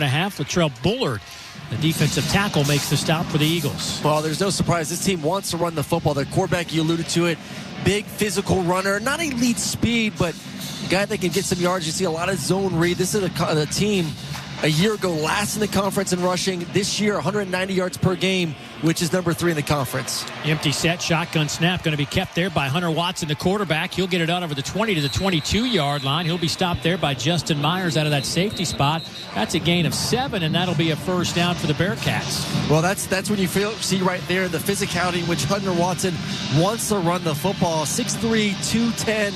Does a good job getting behind his shoulder pads, getting behind that offensive line, downhill, and then lowering the boom. You see a lot of quarterbacks in that situation, Dave. They want to get down. They want to slide. Not Hunter Watson. He's going to deliver contact to these linebackers and safeties. And defensively, you're not used to that. You're going to be ready to go to tackle this quarterback. Knew we have a quarterback change. Hunter Watson's helmet came off, so Grant Gunnell comes in. Grant Gunnell hadn't played in the game since Game 3 of last year. He'll hand it off here to Jay Ducker, and they'll get a couple of yards out to the 25-yard line. MJ Stroud, the defensive end, crashing in to make the play there. But first time Gunnell has been on the field in a long time, but Hunter Watson comes back in after getting that helmet strapped back on, and he'll take the snaps from here on out. Hunter Watson out of Iowa Western Community College won a national championship at the junior college level a year ago. It'll be second down. Little toss sweep to the right side and tripped up behind the 20-yard line back at the 18 by Aiden Jackson. A loss of 6. Aiden comes up from that nickel spot to make a heck of a play. Oh, this is what you practice all week offensively, being able to block on the perimeter. He's one-on-one with Soon, the tight end, and he just goes up and around and able to get the tackle for loss in the backfield and put this offense, which wants to be ahead of the chains with run first, into a 3rd and long situation. 3rd down and a dozen now for Sam Houston. Ball on the far hash mark. Watson back to throw, decides to tuck it and run to the 25 and falls forward out to the 27-yard line. Tracy Hill Jr., the corner, will get credit for the tackle, a gain of 8, but he'll be 4 yards shy of the line to gain, and the Bearcats will be sending out their punting unit on their opening possession of the game. Yeah, it was a quarterback draw designed from the very start, and you're just hoping that your big quarterback's able to find a way to get those 13 yards with this defense. Able to make a play. Watson Trent also in there. Conference Defensive Player of the Year. Number 1's going to be all over the ballpark, all over the field here this evening. Josh Dallas will return this punt for Georgia Southern. Jaden Cardell averaging 41 yards per punt this year. Will boom this one out of bounds on the near sideline, so no return, and Georgia Southern will have it decent field position at the 32-yard line for their opening possession. This is an offense from Georgia Southern averaging 28 points a game. They're 363 total yards of offense, 12th in the Sun Belt. They're 28 points per game, 7th in the Sun Belt, facing the Sam Houston defense that is 1st or 2nd in just about every major category in the Sun Belt, or excuse me, in Conference USA. It's a talented defense. Don't do a lot. They just line up and play. For Georgia Southern, going to have to execute, take care of the football. But they have the playmakers on the outside to make some big ones. J.C. French in an empty set to start this on the near hash mark. Gets a good clean snap, looks left, fires. That one's picked off. It's going back to the end zone. Touchdown. Jalen Jimerson. The Bearcats strike first on a defensive pick 6. 26 yards on the return. When you talk about that defense, Dave, and how good and talented they are. This is 22 total turnovers gained for them this season, which is 1st in the conference. This is now 19 straight games they force a turnover on the very first play. Just a simple screen to the slot receiver, and Jimerson jumps right between the blocker like he's a receiver, catching it in stride. And that is no fault of the quarterback. He's just catching it and ripping it to the number 2 receiver. The number 3, the receiver to the inside, just misses his block completely. 3rd interception of the year for Jimerson. The youngster out of Liberty transfers in to Sam Houston, and it pays big here in their bowl game. So the Bearcats strike first on a 26-yard pick 6 from Jalen Jimerson on Georgia Southern's first play of the game from scrimmage. And with 12:02 remaining here in the first quarter, it's 7-0 Sam Houston. You're listening to the R+L Carriers New Orleans Bowl on ESPN Radio and the ESPN app. Life is so confusing. I wish I had someone to talk to about tough stuff, you know? Like, I've heard drinking is bad, but I don't really know why. Not a lot of my friends do it, but the media makes it seem like all teenagers drink and do drugs. Talk to me, Dad. I can handle it. I'm in it to win it. For tips to start the talk, turn to Central Florida Behavioral Health Network at cfbhn.org. Central Florida Behavioral Health Network is a managing entity contracted with the Department of Children and Families. What's the Anna Jar and Levine difference? If you're the victim of a car crash, you will always speak to a lawyer. You'll always get the highest standard of care from our dedicated legal team, and we'll always fight to get you the maximum compensation you deserve. That's the Anna Jar and Levine difference. Call our legal team right now for a free consultation. Call 1-800-747-FREE. That's 1-800-747-3733. Don't wait. Call 1-800-747-FREE. Main office, Tampa. I love spreading joy with gifts this time of year, but I try not to spread my budget too thin. Luckily, Kohl's has come through for me once again. I just went and used a 25% off coupon to score so many great gifts under $20, like cozy pajamas and fleece, amazing gift sets, and beauty must-haves. So if you're looking to give more for less this season, get to Kohl's. Select styles. Offers end December 24th. Some exclusions apply. See store or Kohl's.com for details. The New Orleans Bowl, live on 95.3 WDAE and AM 620.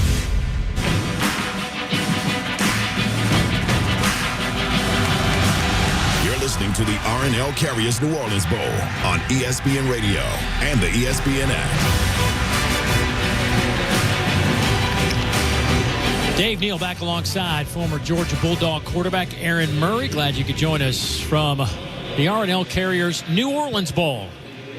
It is 7-0 Sam Houston. The Bearcats strike first on a pick six from Jalen Jimerson, who has played at Incarnate Word, then Liberty, and now found his way into Huntsville, Texas. And with this Bearcat operation, this defense has been so good this year, giving up just 20 points a game. That leads Conference USA.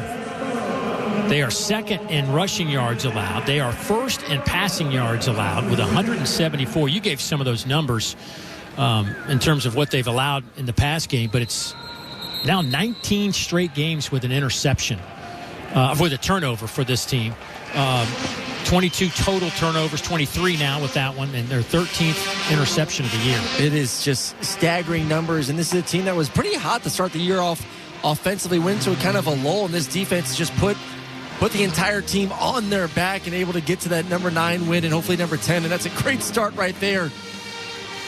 And these offenses nowadays, man, you see so many of these quick screens, Dave, where it's just like, hey, we feel like we have the numbers outside, get the ball out of the quarterback hands. It's essentially a glorified running play, and defense doing their film study, able to jump it with a massive play to get things going defensively. I mean, that ball couldn't have been thrown any better to Jimerson. It hit him in stride, right in the chest. I mean, just incredible. Easiest touchdown he'll have, maybe he's had in his career. Here is the kick. Cobb back to return this one. He'll take it. He's out over the 20 to the 22 and bounces around off a couple of orange jerseys, and that is where Georgia Southern will try this again. Now we'll see how that affects J.C. French in this offense. That was the